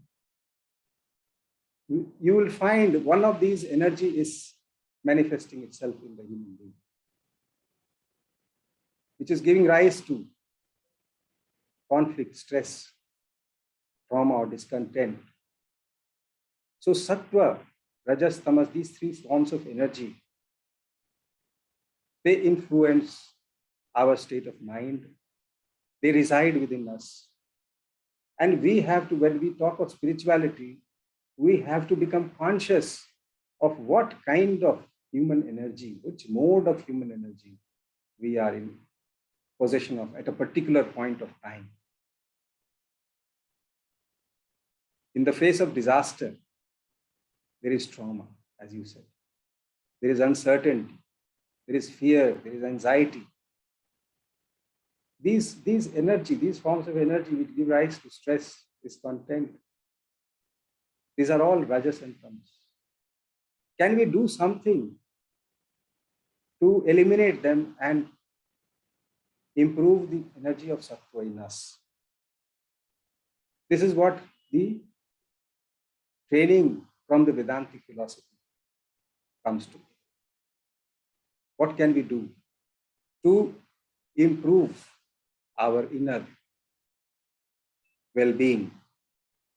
Something what Martin Seligman talks of in terms of positive emotions. You'll find those things in the group of sattva, not in rajas and tamas.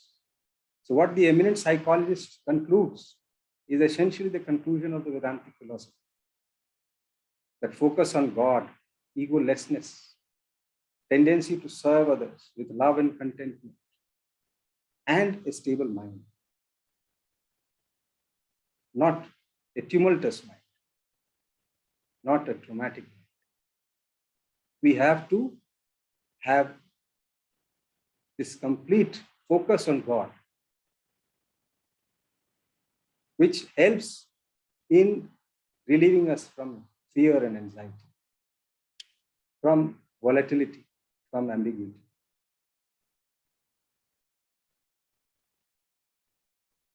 And if we need to look deeper within ourselves, what is this human being from within?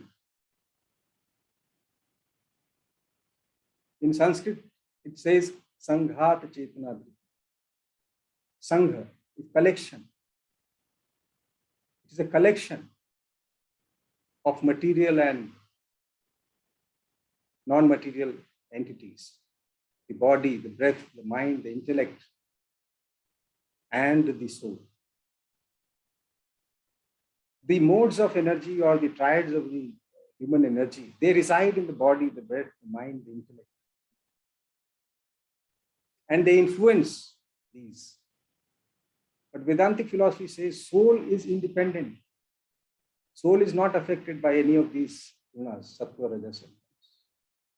And the advice is therefore that you place yourself in the soul.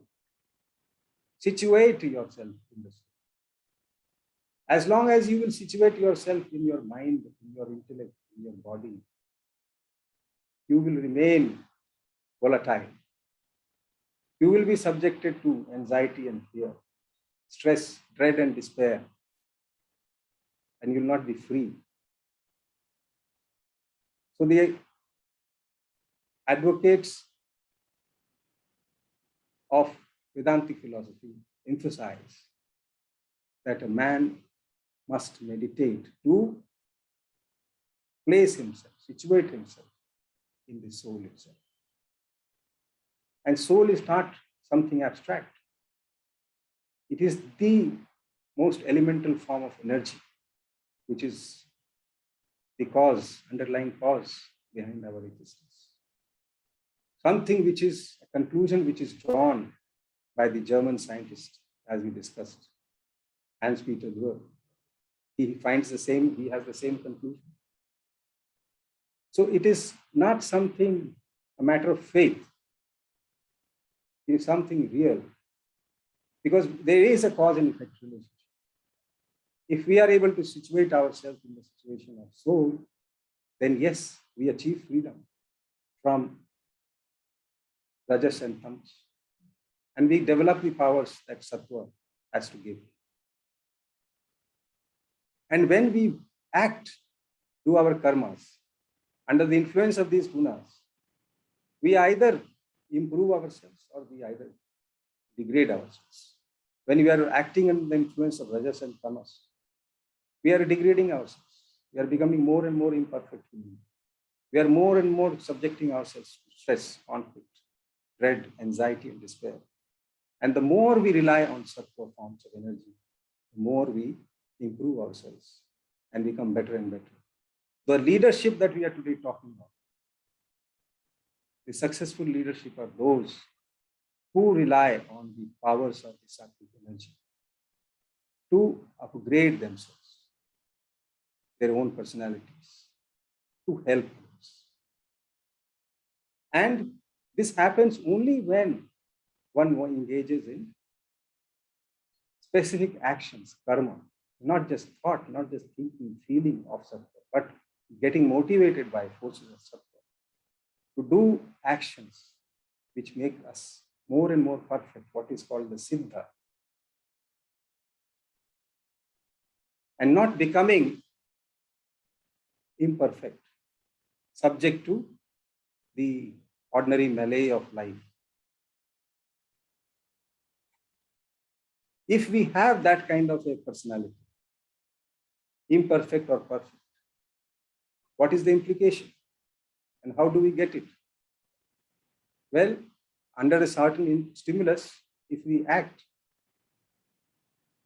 and we act triggered by aggression, greed, fear, which I can witness within myself, then ultimately we end up with actions which are not appropriate and which cause ultimately stress to us.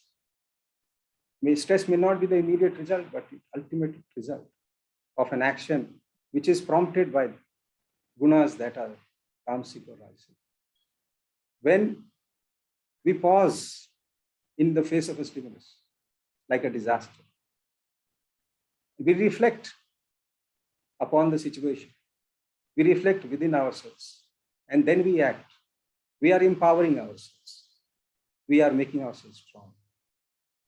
As Major General was saying, reminding people of the power of God in the face of acute stress, helped them in relieving from stress. And stress is so dangerous.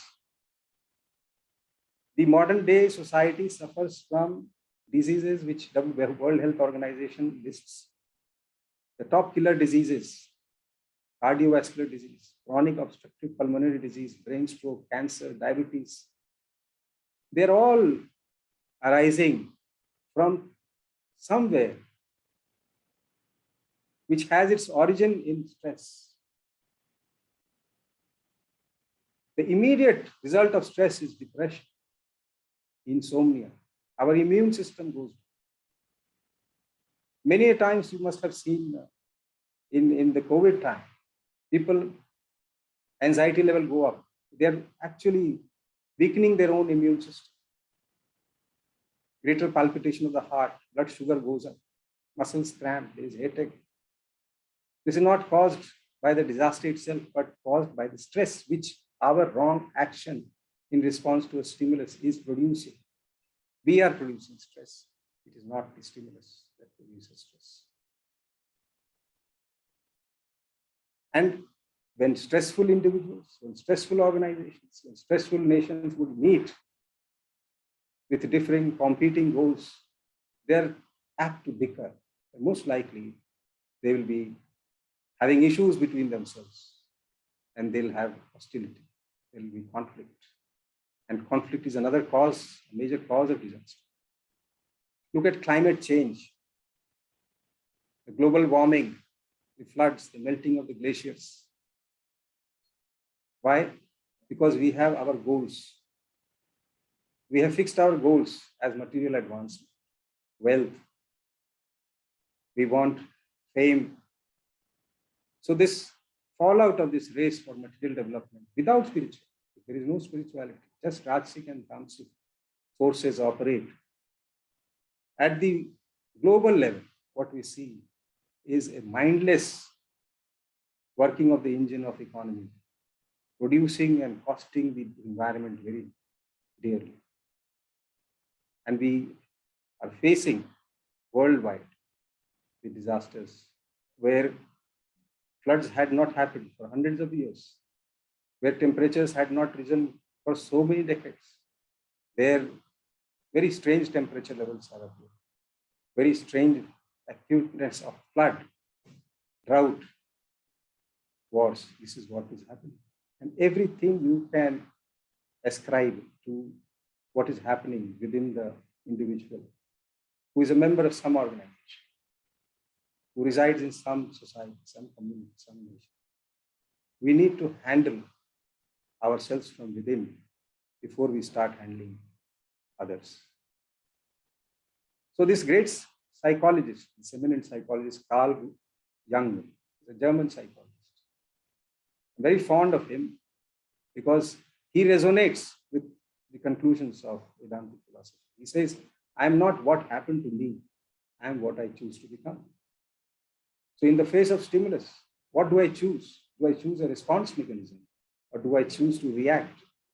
Because I have those urges, those unconscious instincts of aggression, greed, and fear in me. If I react, I become something else. If I respond, I become something else. So this great psychologist, he is advocating that individuals need to be very careful in making choices in how you respond to situations by being conscious of the unconscious within ourselves, how they operate and influence us. So let us look at spirituality once again. What is spirituality? Does it make sense now? So I would look at spirituality as enlightened rationality, because I am spiritual, because it is beneficial to me. It keeps me on the track of a perfect person. I do not degrade myself. So it is an enlightened rationality. What is its aim? Its aim is welfare of all. And how is it attained? It is attained by constant evaluation of the inner and outer states of affairs. When I say the inner state of affairs, it is the three modes of energy that we need to always evaluate. Which is the predominant one which is operating? If it is Rajas and Tamas, we have to make the Sattva as the dominant by fixing ourselves, by situating ourselves in our soul, not in our body and mind. And this is done by the practice of elimination of one's own weaknesses, Rajas and Tamas, and cultivating habits for the development of strengths to devote oneself to the service of all. And the best way to develop Sattva is to serve others, forget about one's own interests and to serve others. And disaster management gives us the opportunity to devote oneself to the service of others with indifference to pleasure and pain. Because who experiences pain and pleasure? It is our body, the mind, which experiences pleasure and pain, not the soul. Soul is above pleasure and pain. And if we situate ourselves in pleasure and pain, we become indifferent to pleasure and pain. And conviction that only service can provide lasting purpose. Because in service, we seek our remedy. Spirituality gives us the capacity to serve, and in service, we seek our remedy from imperfection. Now look at disaster, which in the beginning I said, the hazard, when it appears, and when we are vulnerable and we don't have capacity, then there is disaster. Pin number मेरे को computer में देखता हूँ क्या है, उसके बाद करना. And just the opposite of that is when the capacity is maximized and vulnerability is minimized, even in the face of hazard, you have the maximum quotient. In fact, in the face of hazard itself, leadership emerges when there is maximum capacity and minimum vulnerability. So leadership which is imbued with spirituality can only serve and help in overcoming the consequences of a hazard which has the potential to convert into disaster. I think I will end my presentation here.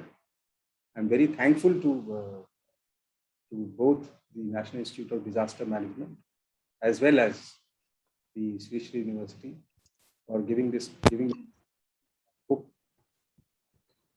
concretize the idea in the context. Thank you very much. Thank you so much, sir. Sir, actually, I'm falling short of words to thank you for such an illuminating talk, a session loaded with information, with rich content.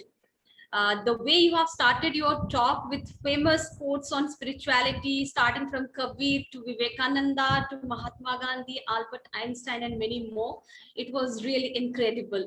So you spoke about the pursuit of happiness, traits of human energies, the sattvas, tamas, and the rajas, relationship between human being and the cosmos, emergence of our personality with our karmas and gunas, and the stimulus response relationship, and how it can either lead us towards stress or it can energize us, and lot many. And I must say, at the end, at last, that the equation on disaster and leadership, it was amazing, sir. So thank you so much, sir, for accepting our invitation and enlightening all of us with such knowledge of wisdom. So thank you so much once again from NIDM New Delhi and from Sri Sri University. Thank you very much. Now let me take the opportunity to invite Sri Arun Verma, who is presently working with Center for Mass Congregation and Transport Related Disaster. He joined NIDM in the year 2019 as a young professional. Prior to this, he has completed his master's degree in disaster management from Department of Geography, Punjab University, Chandigarh, and his graduation degree in geography honors from the University of Delhi. He also holds a postgraduate diploma in environment management. So, Mr. Verma, we are delighted to have you with us. Now, I would request you to take the session forward. Thank you. Thank you, ma'am. Thank you so much. On this occasion, I would like to welcome all the participants and dignitaries on the dais who have joined us for this particular program on the spirituality and the leadership. And I hope that the lecture which will be delivered by Dr. Nitin Chandra, IAS Additional Secretary, Department of Legal Affairs, Government of India, has enlightened all the participants that they get a kind of a knowledge or a kind of spirituality things in their mind. So I request all the participants that if you have any query related to the sir's lecture, you can ask any question to sir, and you can ask your question directly, and you can also write in the chat box so that I can take that question to sir's side. So once again, I also request all the participants that if you have any query, then you please ask.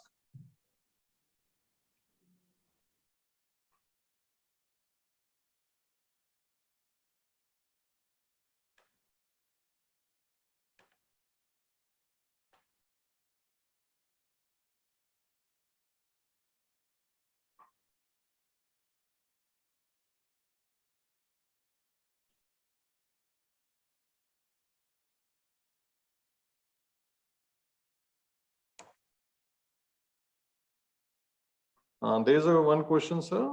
That is, how spirituality will remain human mind to handle the situation of disaster management? I once again repeat the question. How spirituality will help human mind to handle the situation of disaster management? Okay. As you would have noted from my presentation, a person who is spiritual, he tries to remain sattvic. I say tries to remain sattvic because human nature is a combination of the three, Rajasic, Tamasic, and Sattvic. But he is conscious that he should not fall into the quicksand of Rajas and Tamas. He is conscious. He tries, and he spends most of his thought and feelings with Sattva. So when you say, how does spirituality help in disaster management? first thing that disaster does to every human being is he takes this disaster just washes out the sense of reason, calm, and judgment of the individual. It destroys his intellect. It sends the human being into acute depression, traumatizes the individual. This is the immediate impact of disaster on the individual. Whether he is an administrator or whether he is a person who is actually a victim. So if he is trained in spirituality, he understands what is happening within him, he is able to do a self-analysis of what is happening inside his mind and how his intellect is being hijacked by a wayward mind, by an uncontrolled mind. Can that intellect be enlightened by the light of the soul? That is the question that he needs to ask himself. Can he stabilize himself? Can he focus on something vastly superior to all of us? That if disaster has happened, there has to be some cause. Aham prabhava pralayah.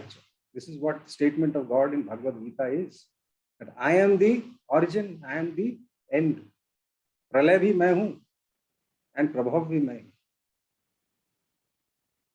So if he has these kind of thoughts in his mind, he is able to stabilize himself. And with stability, he will retain his power, the rationality, the capacity to judge the situation and act in a proper manner.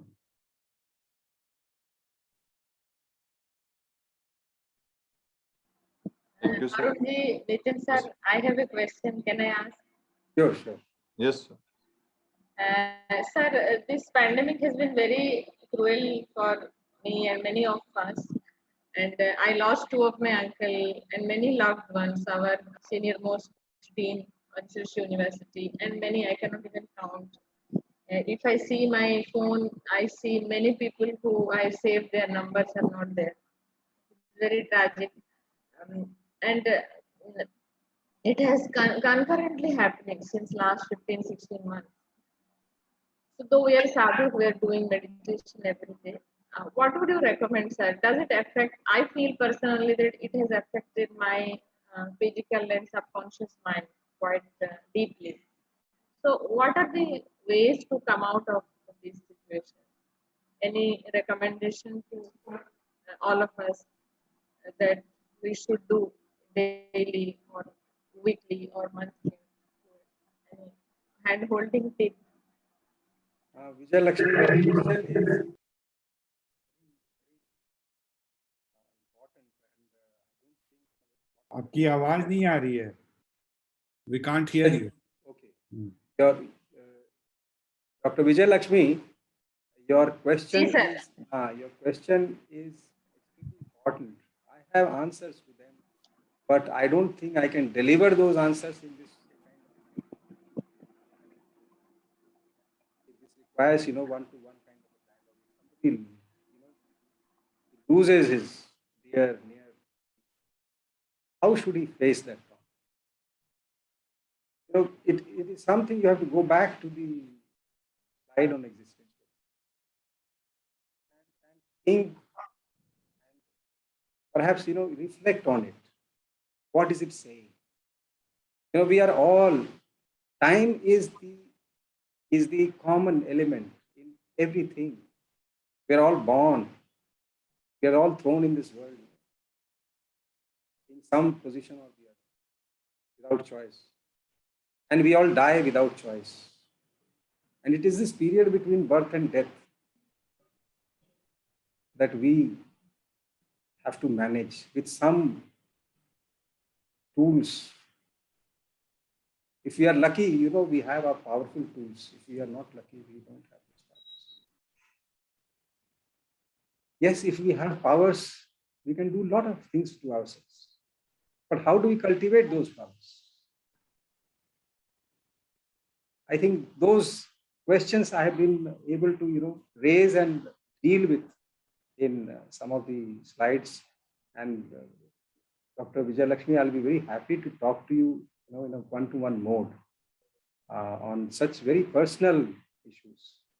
So these are very touching issues, and I don't think you can rationally explain. There is a sense of deep involvement in with your own self, with your own self. You are yourself, we are ourselves. I am myself, not permanent here. We are all playing a role.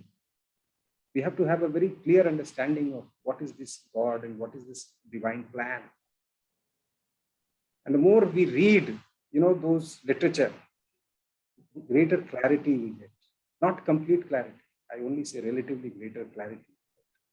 And more peace we get. So I think in times of distress, one needs to spend time with, with good company, with good books, read well, then cogitate, meditate, think, reflect about so many things. An opportunity for reflection, for inward looking. It's a great opportunity. I see this pandemic as a great opportunity. A lot of things happened to me also. So it's an opportunity. Every moment is an opportunity to upgrade ourselves. We can degrade also if we are unconscious of what is happening. Thank you, sir. Thank you. Another question from Rahul side. Here I want to ask that how can we come out of these depression, anxiety, fear, etc., and all the negative thoughts when life is falling apart? Very good. Life is falling apart not because of the situation. Life is falling apart. We ourselves. How we look at our life. If you go to the slide on human being and the cosmos, there is a connection between the reality outside and where one of the connecting links is perception. If something happens to individual A and to individual B, the same thing happens. If their perceptions are different, the two events impact the two individuals. So what is our perception? What is our belief structure? What is the way we manage our thoughts? These become the essential, important skills by which we can manage ourselves irrespective of the degree of hardship in the external situation. All these things come with a lot of practice and a lot of experience. There's a very famous quote of Swami Vivekananda. World is a gym. He says world is a gym. You go to gym to build your body. But you're thrown in this world, you're thrown in this gym to build your strength. What you're seeing as something which is making you fall apart, it is not making you fall apart. Just collect yourself. Use with the power of success. Build your strength. It is a gym.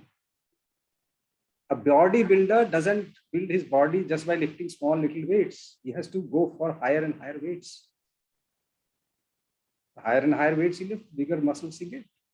So the higher the level of difficulty, the stronger the person will become.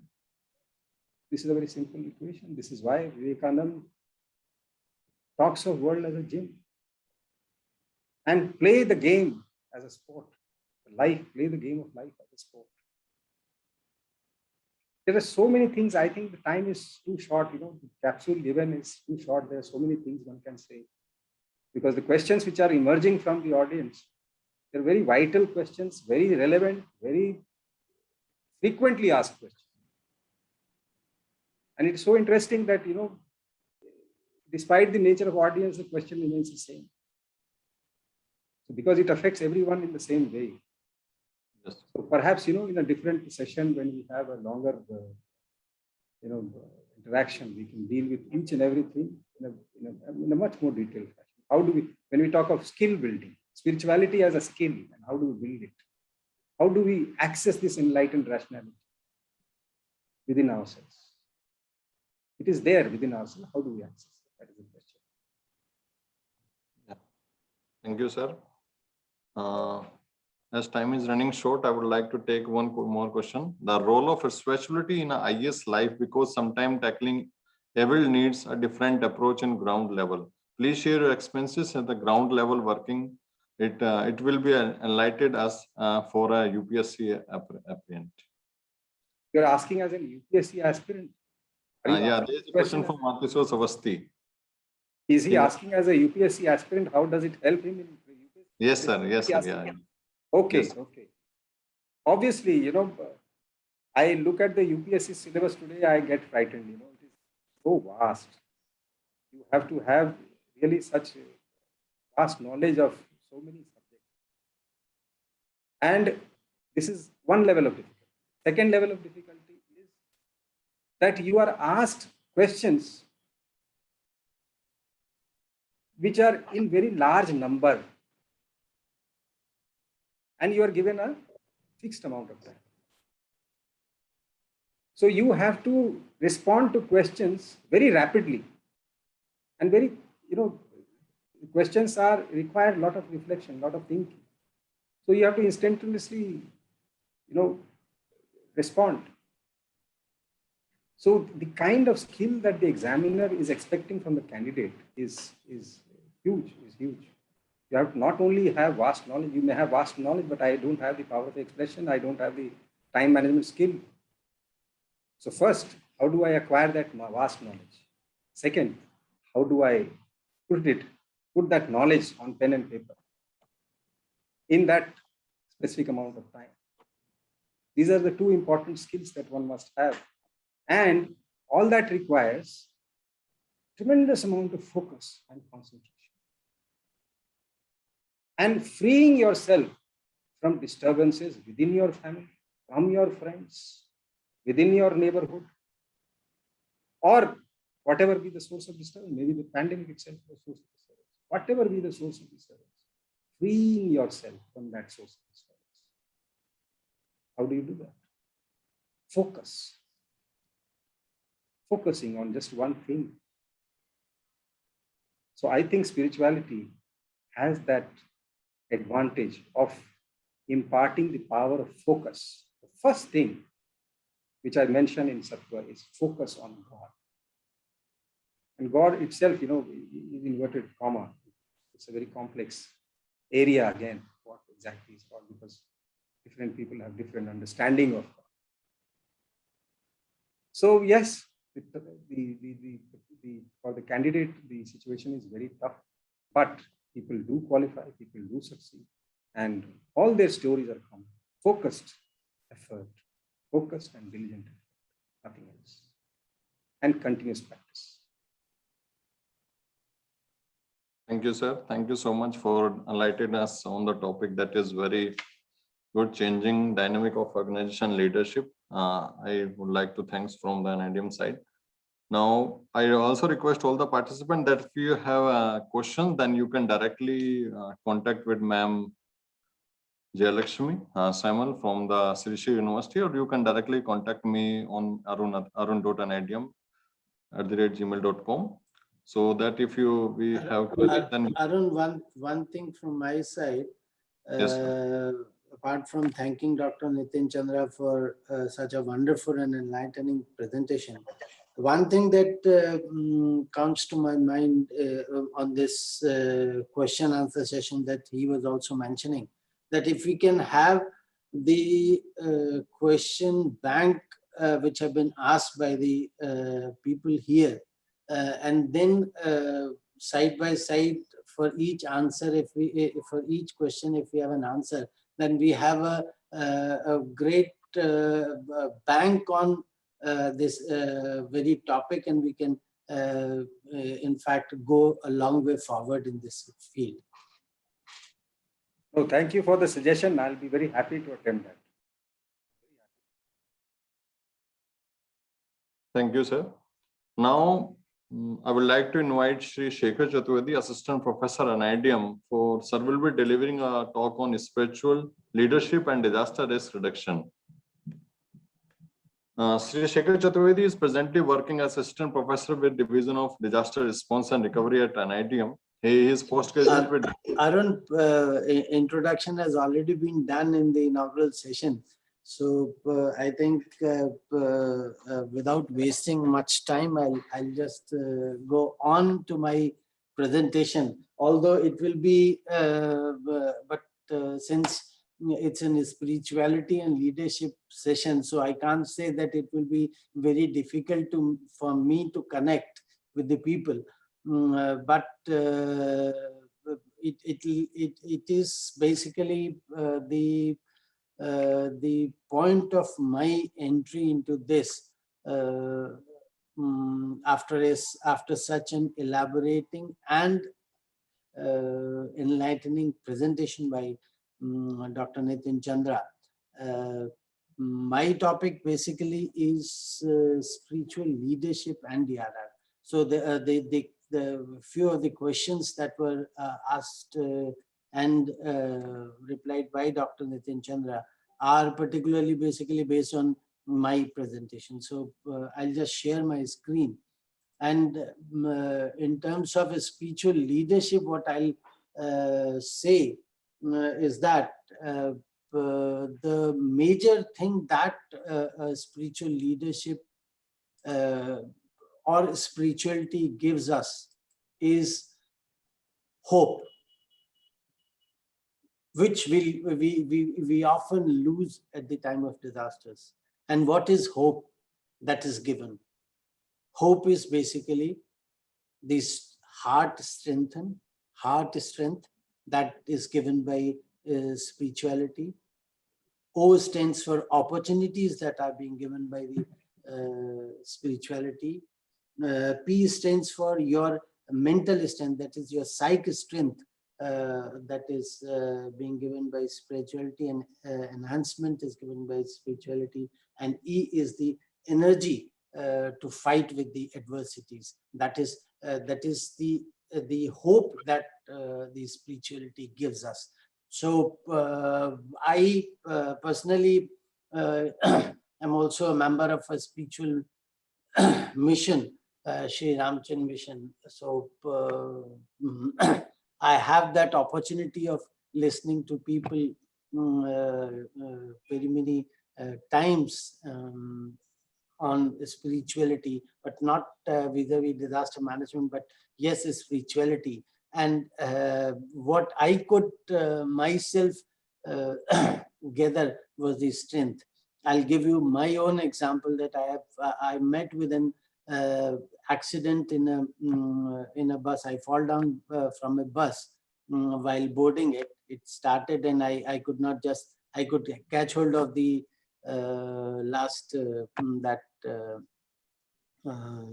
that rod, and I just fall down. And the immediate thing that came to my mind was that I will be saved. So I will be saved was the immediate thing that came to my mind. And with the split of the action, I just turned myself away from the path of the bus and I was saved. So that basically I all echo everything to the sayings and the beliefs that are being given to us from our own mission. Although we all say, hello, am I audible? Yes, sir. Yes, sir. हाँ, मैंने वो कल बात किया था, मेरा ये चल रहा था ना. So what I perceive, as Dr. Chandra was also telling, that perception is what is majorly needed. So perception is what was at that moment of time or at the time of disaster, we all say. And what is the why we are talking of spiritual leadership? Because one, humans are spiritual and emotional by nature.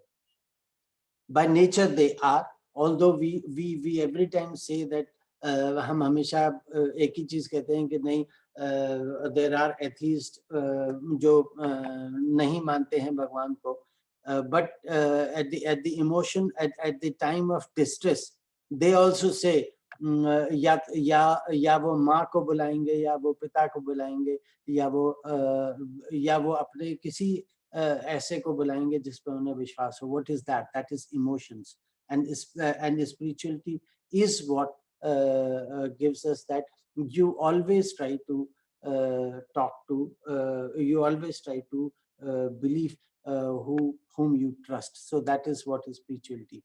और ज्यादातर आप देखेंगे कि if there is any problem or any distress, normal आपके मुंह से निकलता है हे राम या हे अल्लाह या अल्लाह, इस तरीके से चीजें आपकी निकलती हैं. What is that? We always relate to, for any distress we relate to God. Or when we talk of disaster, it is a distress time. And so spirituality is where comes in. Or jahan tak, when we talk of any distress situation, usually the first thing comes in mind, and was also rightly mentioned in the previous talks, that we all attribute that it is an act of God. अगर भगवान नहीं चाहता तो शायद ये नहीं होता. So but every time, in every situation, what is coming to our mind is God. And spirituality is a path to which is leading us to that God, and also giving us a strength to fight. And what is हर जगह हम कहते हैं, what we say every time is that spirituality every time has a mass appeal, because it connects, as was rightly mentioned by Professor Rajita in her inaugural speech, that connect is what is needed. You connect to yourself, and you connect to the world. So that is what the spirituality is all about. And what spirituality means, as we all know: forgiveness, kindness, integrity, love, empathy, compassion, patience, honesty, and courage. This is what the spirituality is all about. Dr. Chandra was mentioning about Rajas, Tamas, and Sattva. What is that? Once you are of tamasic behavior or Rajas behavior, so it will all lead to confusions.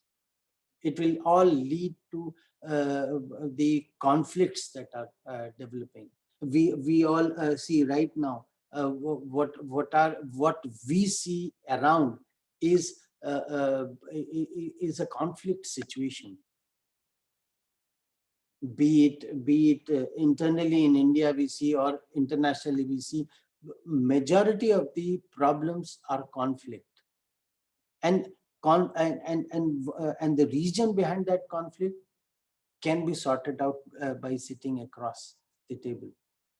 But the egoistic behavior of the people, they always try to be a barrier between the solution and the problem. And that barrier is basically dealt with healthiness and attacked or addressed by spirituality as a whole. Because what we see here as a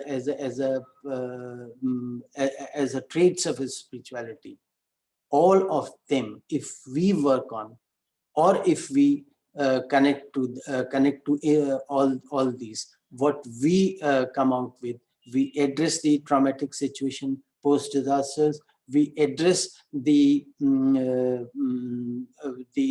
very courage of leading a team to the safety. We ourselves have a courage to do the social work. Our mindset changes from the materialistic thing to the social thing, that this is basically a social thing. So that is where the things are all about.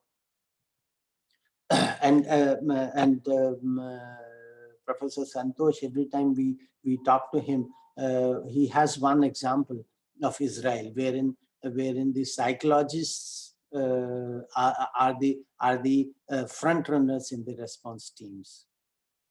Why? Because they give you hope that you can be saved, and the moment you get that hope, your inner strength builds up.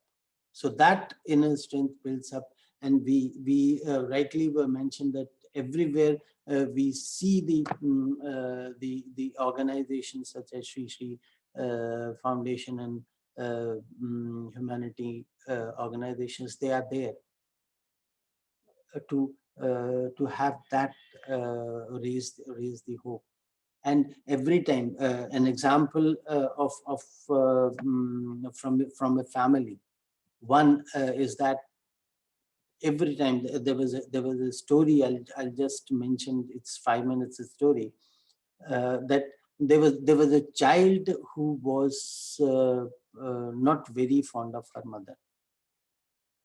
Every time, because mother was the one who was talking to him, asking him to study, asking him to devote time to the study, and devote time to do various things, and at times curtailing the father to bring many things for the child. So child at that moment in time was considering her mother as not his friend. And at that, and one day there was a say in the school, he met with an accident, and when he came back, he started weeping from the school. His father went to the school, brought him back, tried to console him, but he was not able to, his weeping didn't stop.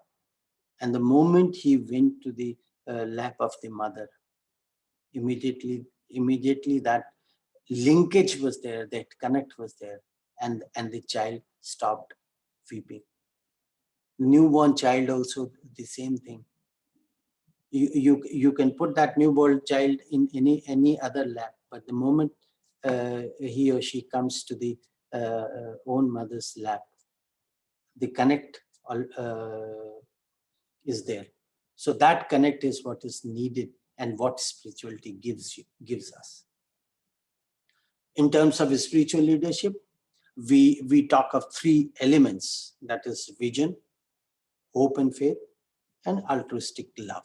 That is, these are the 3 elements wherein we talk of spiritual leadership. So what is vision basically? A coordination, a team effort. That is the vision of spiritual leadership. And hope and faith, that we provide to the faith that people generate to the spiritual organization, and the hope that organization gives to the and also altruistic love, that is mutual care idea thing, mutual love, mutual care in terms of. And when we talk of the bottom line, which comes in as the part of enabling environment, is when we talk of the spiritual leadership, we talk of generating a human capital, a strong inner strength human capital. And in turn, we also talk of a strong and enabling environment, a good living planet that we have. And finally, what we gain is, in terms of business, is always profitable. It's always a profitable business, because once you have that strong mind, a strong heart, your panic state will take a backseat, and you can perform whenever you go at any. So that spiritual leadership is what we give, that there are 3 elements which enable that bottom line of the. And when we come to the topic of disaster, the last slide of Dr. Chandra, which related which related disaster and leadership was I'll just make a change, small. I take the liberty of making a small change in that equation. We keep the same equation, that is disaster into vulnerability upon capacity, and we put that words, that is, you minimize vulnerability and you maximize capacity. That is what leadership is. So that relationship is always there between a good leader and a good and efficient management of disasters. When we talk of spirituality, the very first thing that comes as a relationship for the disaster is that you need to build a trust with the survivors. And the moment you build a trust with the survivors, they will vent out. They will come up with their ideas. They will come up with the things. You also have to, at the same time, you will, at the peacetime also, you need to have a connect with the community. So they'll come up with the ideas which you might not be thinking. So those ideas, so that entire thing of connect is what spirituality teaches us. That you generate a trust, you get them talk to you, you just release that pressure that has developed over a period of time in terms of disasters. Say in pandemic situation also, the moment you have that, you have say the organizations coming up with the oxygen cylinders and all that. So there is a hope that yes, we will be saved. So that pressure release and courage, we all know that the moment you have inner strength, that courage is not to be matched by anything else. Your inner strength is that importance, and that inner strength gives you confidence, which leads to the patience. And patience is what is needed in terms of disasters for the survivors, as the example was given by Dr. Rajita in the inaugural session, that she was there when she was there when that attack took place. But the rightly thing mentioned was that your training somewhat helps, but your patience and your sound mind will help you take a decision. So that patience is what is needed in terms of disasters, and we are fortunate enough to have organizations such as Sri Sri University who are there with their sense of hope and their empathy and compassion to help us in this time of disasters, in time of the emergencies. A role of spiritual leaders. We have 3 phases of disasters: pre-disaster, during disaster, and post-disaster. What is the role? This is what my thoughts came, and I have just collated those. You might have many other roles to play in disaster times, but as a pre-disaster, there is pre-disaster phase. That is pre-disaster phase. The role of spiritual leaders can be thought of in terms of creating awareness among the, creating hope among the common man, creating awareness among the common men about what to do and what not to do. In terms of, say, in terms of, if we were talking of faith-based organizations in recent COVID times, there was all the faith-based organizations from the mandir, from the masjid, from the churches, they all announced that the congregation at the temple or at the mosque or at the churches will not be held because of this social distancing, and people followed. They remained at home and did that. So that is what is the power. You can have that inner strength capacity building also, and you can also have the capacity building in terms of other areas such as the diverse livelihood issues also that spiritual leaders can think of, their organizations can think of. They can also go back to the traditional knowledge that the people that the area possess, and why I'm talking of this, because the very idea of these things coming from a spiritual leader gives a hope to the people, and people try to follow what such leaders they say. So they have that advantage of having volunteers, advantage of say donors, etc. So they can work for the preparedness, for the mitigation of efforts. They can also have the support of role of supporting the administration and the responders for say for other areas in terms of say storage of the food, distribution of the food, etc. In terms of during the disaster, although we say that during the disaster the role of responders grow and others is limited, but in terms of spiritual leader, what came to my mind is that they can be their organizations can liaison with the external help. They can be part of the external help and say go to the sites for giving the hope to the people who are buried under the debris, etc. They can motivate the workforce, they can motivate the volunteers, they can mobilize the resources, they mobilize the help that is needed in terms of resources, material.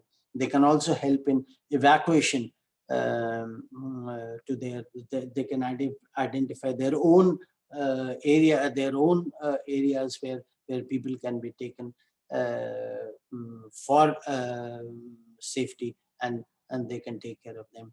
And for responders, we all say that we all talk every time for the survivors, but responders also have the need, and the spiritual organizations as a leader can work for the motivation of the responders, the hope for the responders, the calmness of the responders, and also address their basic other needs. In terms of post-disaster phase, the first and foremost thing is the traumatic help that the spiritual leaders can provide by the very idea of having that calmness and strength that they can give. They can also help in say management of the relief camps. They can help in management of the orphans, the ladies who have lost their children, the orphans. They can just have a connection between them. They can also help in the very idea of cremation of the dead bodies in terms of according to their faith base that leaders can work on. Then demobilization of the responders as well as the equipment from where it has come in a right shape that can be they can assist or they can be of help in such things. Post-traumatic care, that is the best, that is the foremost thing and the most important and the strongest thing that they can do in terms of holistic approach of long-term recovery and long-term rehabilitation, that traumatic excellence. And when we talk of traumatic excellence, we also talk that in India we have very less traumatic counselors. So the spiritual organizations, they can help in bridging this gap as well. Support organizations, they can help on to the support of organizations that in hospitals with the volunteers, frontline workers as volunteers. They can also take care of the children who are out of the school because of the disasters, saying pandemic as well. They can also help in trafficking, which we all see that the traffickers are have the best, you can say, GPS. They reach GPS and access. They reach the place where the trafficking can happen, and they are the one who start doing that. So that stopping of that trafficking can be, and rehabilitation of those trafficked can also be a part of a role that spiritual leaders can play. And in terms of the survivors, the exploitation that is often seen, the post-disaster domestic fights that increase, or you can say the consumption of alcohol that increases, the calmness and the help that the spiritual organizations can give can be of help for the people. So that is what is needed in terms of disasters. And at the end, I'll just say that be a spiritual leader like a son, because there is one difference between a son and the sin, that is you and I. The moment you merge I in you, you become a leader of repute. You become a leader who is accepted and is worked on everywhere. So thank you very much.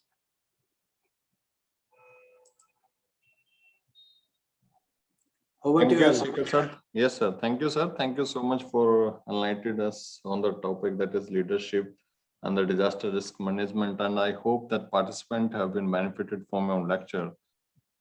Now, I would like to request all the participants that if you have any query related to the sir's lecture, you can ask through chat box, and you can directly write into the chat box so that I can take your question.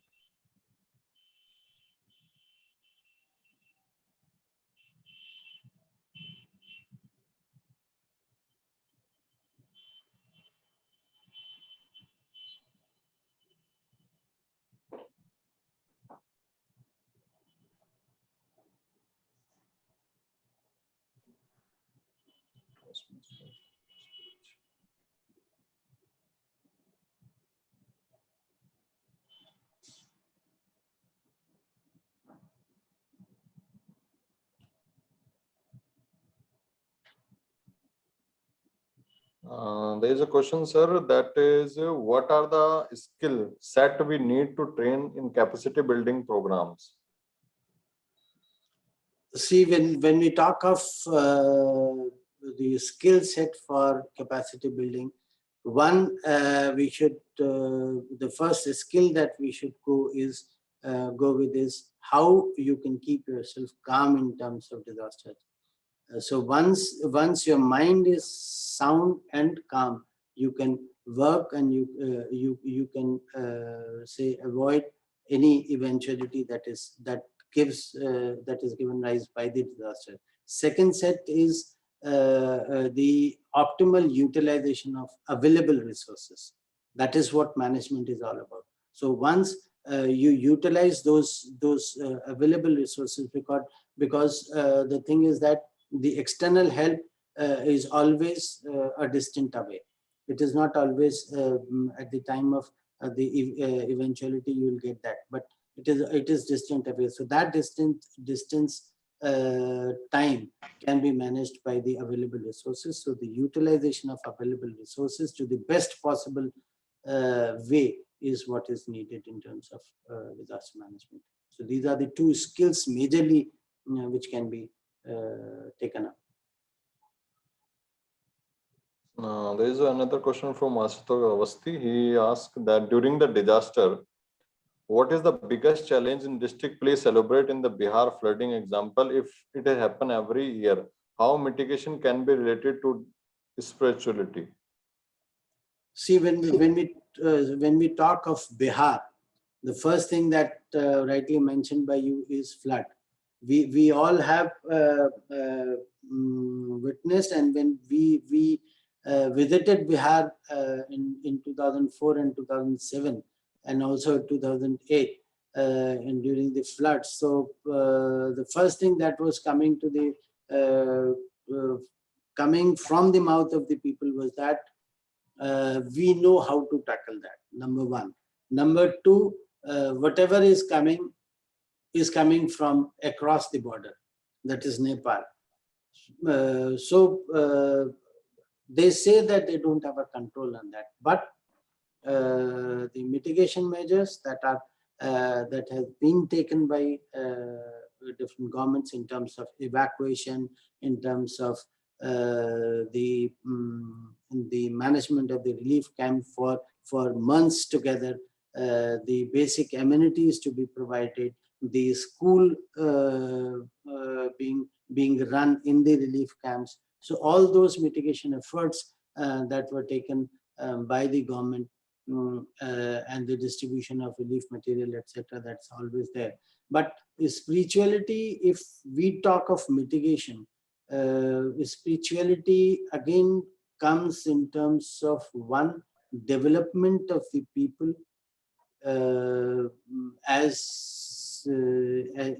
development of the people having a strong mind, development of the people having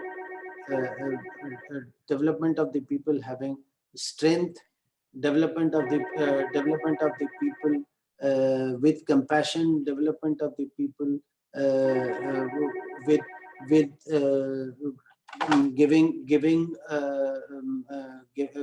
venting out their needs. So this all can be taken up by the spiritual leaders as a part of mitigation. Thank you. Thank you, sir. Madam Meenakshi want to ask that post-disaster psychologists are needed, but that cannot be confused by spirituality leaders. These two should not consider interchangeable. I think she just wanted to say. Yeah, Dr. Meenakshi, whatever you are telling is perfectly all right. So what I happen to be telling was not, they should not be interchangeable, but they have the spiritual leaders have the power of empathy and compassion, which is very much needed in terms of psychosocial counseling. So they can at times wherein you don't find the psychologists, they can be helping out. The organizations can be helping out the people. Yeah, thank you, sir. District-wise DMP are made with, no, this is a kind of. I think there is no rest questions, sir, available for your side. There are some people who just want. So thank you, Sri Sri University, for giving me this opportunity. Thank you, sir. Thank you so much for delivering such a nice talk on the topic spiritual leaders and the disaster risk reduction. And now the questions have been ended. So I'd like to invite Dr. Jayalakshmi Samuel, Assistant Professor FMS from Sri Sri University, for a concluding remark and propose a vote of thanks. Over to you, Dr. Jayalakshmi Samuel. Ma'am. Thank you so much, Arun Verma-ji. As we all know that disaster risk reduction is an integral part of social and economic development, and it is essential if development is to be sustained for the future. The 2030 Agenda for Sustainable Development recognizes affirms the urgent need to reduce the risk of disasters. But with COVID-19 pandemic, which termed as a natural disaster, we all are a bit skeptical regarding the achievement of SDG target by 2030. Further, when we talk about India, it is among the world's most disaster-prone countries, with 27 of its states and 7 union territories exposed to recurrent natural hazards such as cyclones, earthquake, landslide, floods, droughts, etc. And now the pandemic has multiplied the challenges. This pandemic is described as humanity's worst crisis since the Second World War. The social, political, and the financial consequences of this pandemic will remain for years and decades. Hence, during this critical juncture, this type of initiative by both National Institute of Disaster Management and Sri Sri University is really praiseworthy. Such type of training programs are sensitizing and educating the mass regarding the relevance of disaster risk reduction. India as a nation is known as a spiritual superpower. In India, spiritualism is not an obsession with the human mind, rather it is a heritage as well as a continuous tradition. During disasters, the importance of spirituality is well recognized by many, and when we receive this spiritual guidance from a leader, it just makes us unstoppable. Effective leadership is a multidisciplinary approach which, along with the sociological, psychological, and the technological effects, has touch of spirituality as well. And I must say, at Sri Sri University, we are fortunate enough to get such an atmosphere at the workplace. My humble submission on the lotus feet of our founder, Gurudev Sri Sri Ravi Shankar for this. Today, we had an opportunity to listen to wonderful speakers on the first day of this FDP. The Honorable Chief Guest of this program, Dr. Nitin Chandra, GIS Additional Secretary, Department of Legal Affairs, Government of India, has delivered a talk on changing dynamics of organizational leadership, and Sri Shekhar Chaturvedi, Assistant Professor NIDM, has delivered his talk on spiritual leadership and disaster risk management. My heartfelt gratitude to both the speakers for their wonderful deliberation. Now, let me take the opportunity to propose the formal vote of thanks for the day one session of the FDP. As the organizing secretary of the FDP, I take this opportunity to thank each one of you on behalf of NIDM New Delhi and Sri Sri University Odisha. At the outset, I would like to express my thankfulness towards our chief guest, Dr. Nitin Chandra ji, IAS, Additional Secretary, Department of Legal Affairs, Government of India, for his benign presence and excellent deliberation. Further, my heartfelt thankfulness goes to Major General Manoj Kumar Bindal ji, Executive Director in IDM New Delhi, for the keynote address. I would also like to express our gratitude towards Professor Santosh Kumar, HOD, DR&R and GIDRR Division of NIDM, for his special address. My profound thanks to our Honorable President, Ma'am, Professor Mrs. Rajita Kulkarni ji, for the inaugural address. Thank you so much, Madam, for your unflinching support. Further, I would like to thank Sri Shekhar Chaturvedi ji, Assistant Professor in IDM New Delhi, and the coordinator of this program for welcoming their guests and giving insights on this program. I would also like to congratulate him for such an insightful talk.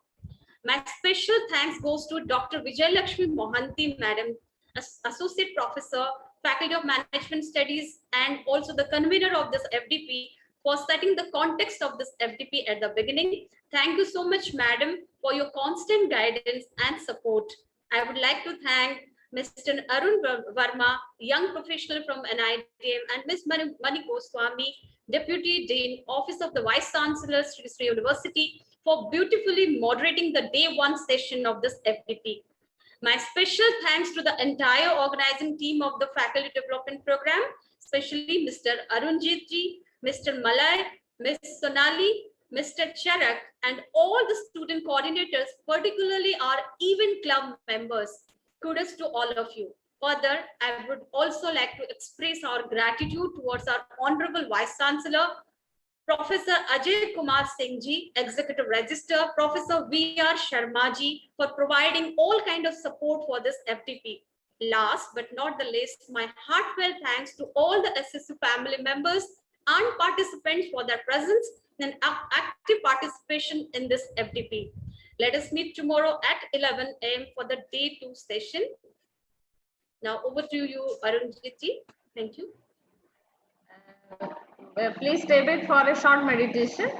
As I've told, as I'm guided by President Madam, let us meditate every day before the lunch. It is very good to meditate. Those who do know it, those who are doing for the first time, you have to sit spine erect and hand in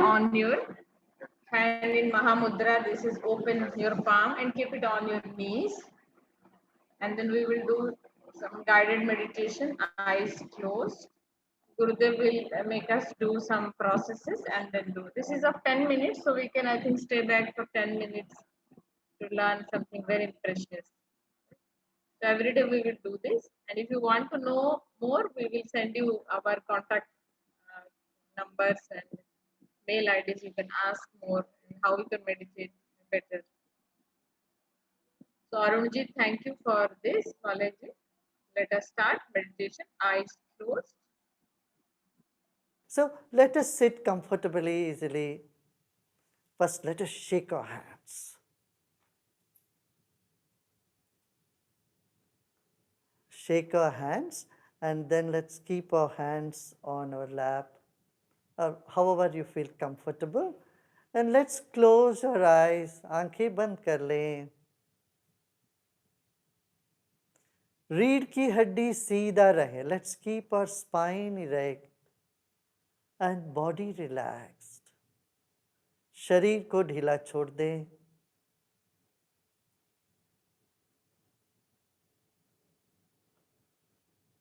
We came into this planet weighing just 4 kilos or 5 kilos.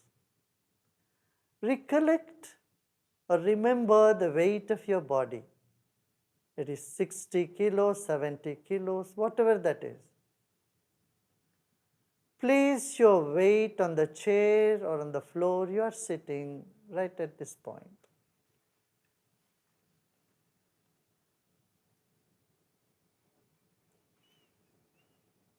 Let's take a deep breath in, hold the breath and let go.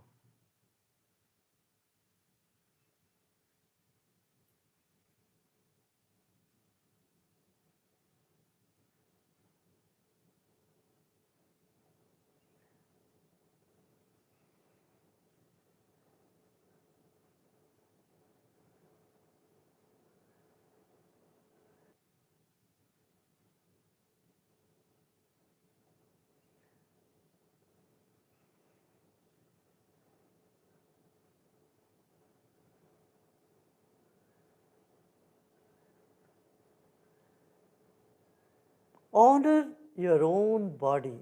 Your body is the precious gift to you from nature. Become aware of your whole body. Skins, tissues, muscles, blood vessels, bones, and all the internal organs. Your body is a precious gift to you. अरबों खरबों अणु परमाणुओं से बना है हमारा अपना शरीर. अपने ही शरीर को मन ही मन आप सम्मान करें.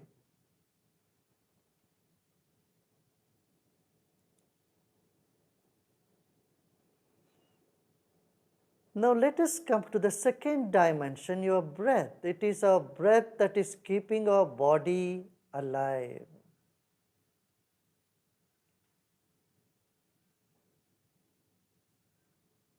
Your body is alive because of your breath. Take a deep breath in and let go. Incoming breath energizes the body and outgoing breath brings relaxation. This is happening all the time. Let us honor our own breath. अपनी ही सांस पर आप गौर करें. आपका सांस भीतर बाहर आ जा रही है. Become aware of the air all around you.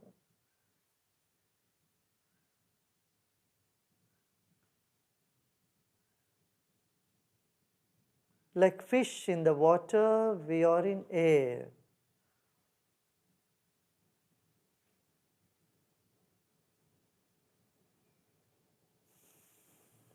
Relax more and more.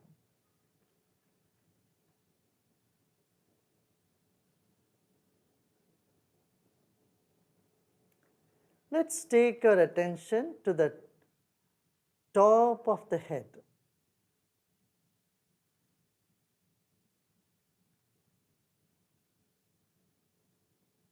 And become aware of the empty space above our head.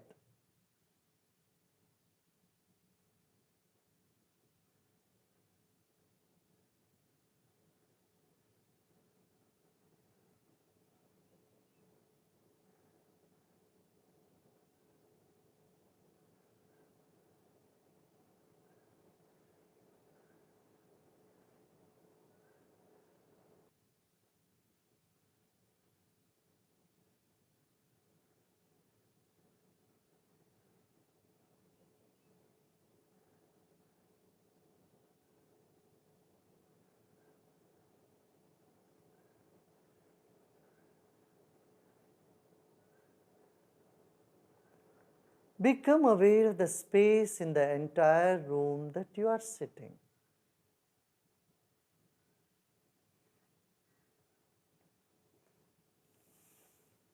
हमारा शरीर बाती है तो मन ज्योति है।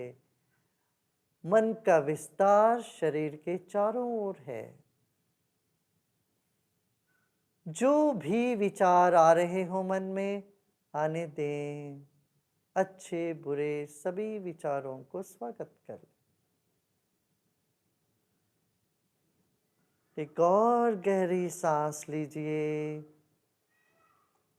और छोड़िए। विचारों को गले लगाते जाएं। Embrace all the thoughts, pleasant or unpleasant, good or bad.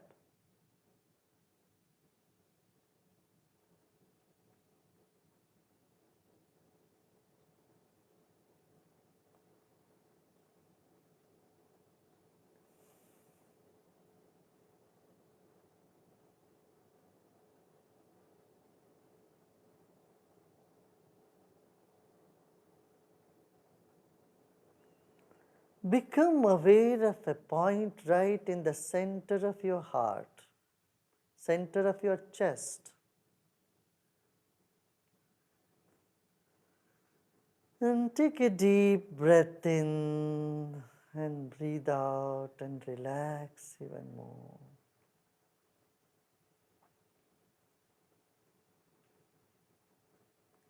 As the body relaxes, the mind expands. And as the mind expands, your body finds deep relaxation.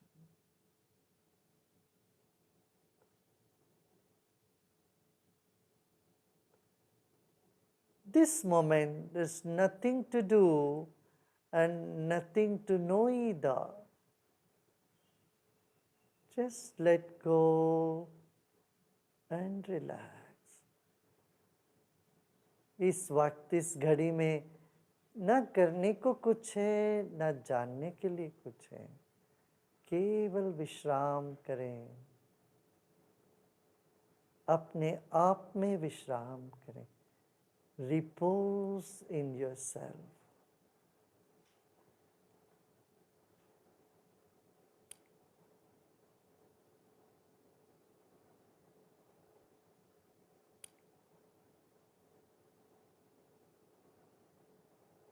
You are a fountain of love.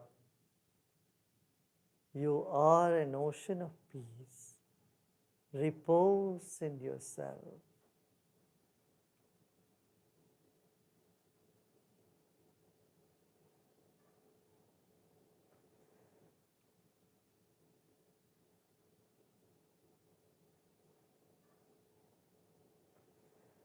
मुस्कुराते मुस्कुराते गहरी सांस लीजिए। Take a deep breath in with a smile and breathe out with a smile.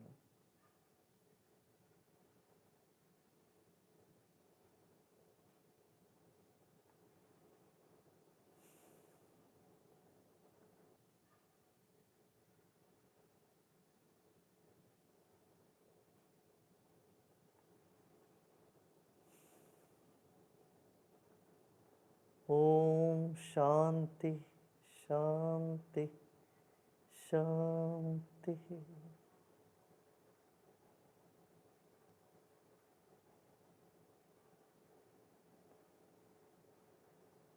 धीरे धीरे शरीर और परिसर के प्रति सजग हो जाएं। एक और गहरी सांस लीजिए और सांस छोड़ते छोड़ते आप आंखें खोल सकते हो। As you breathe out you may open your eyes.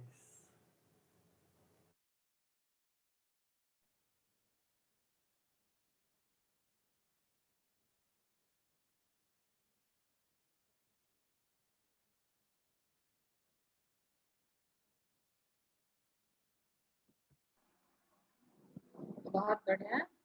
The Gurudev says, when you meditate like Akinchan Achah Apretan. I want nothing, I am nothing, and I do nothing. So with these words, we may meet up tomorrow at 11. Please join 5 minutes earlier, 10:50 or 10:55, so that there is no last minute rush. Have a nice day. Thank you, ma'am. Thank you, Dr. Vijayalakshmi, ma'am.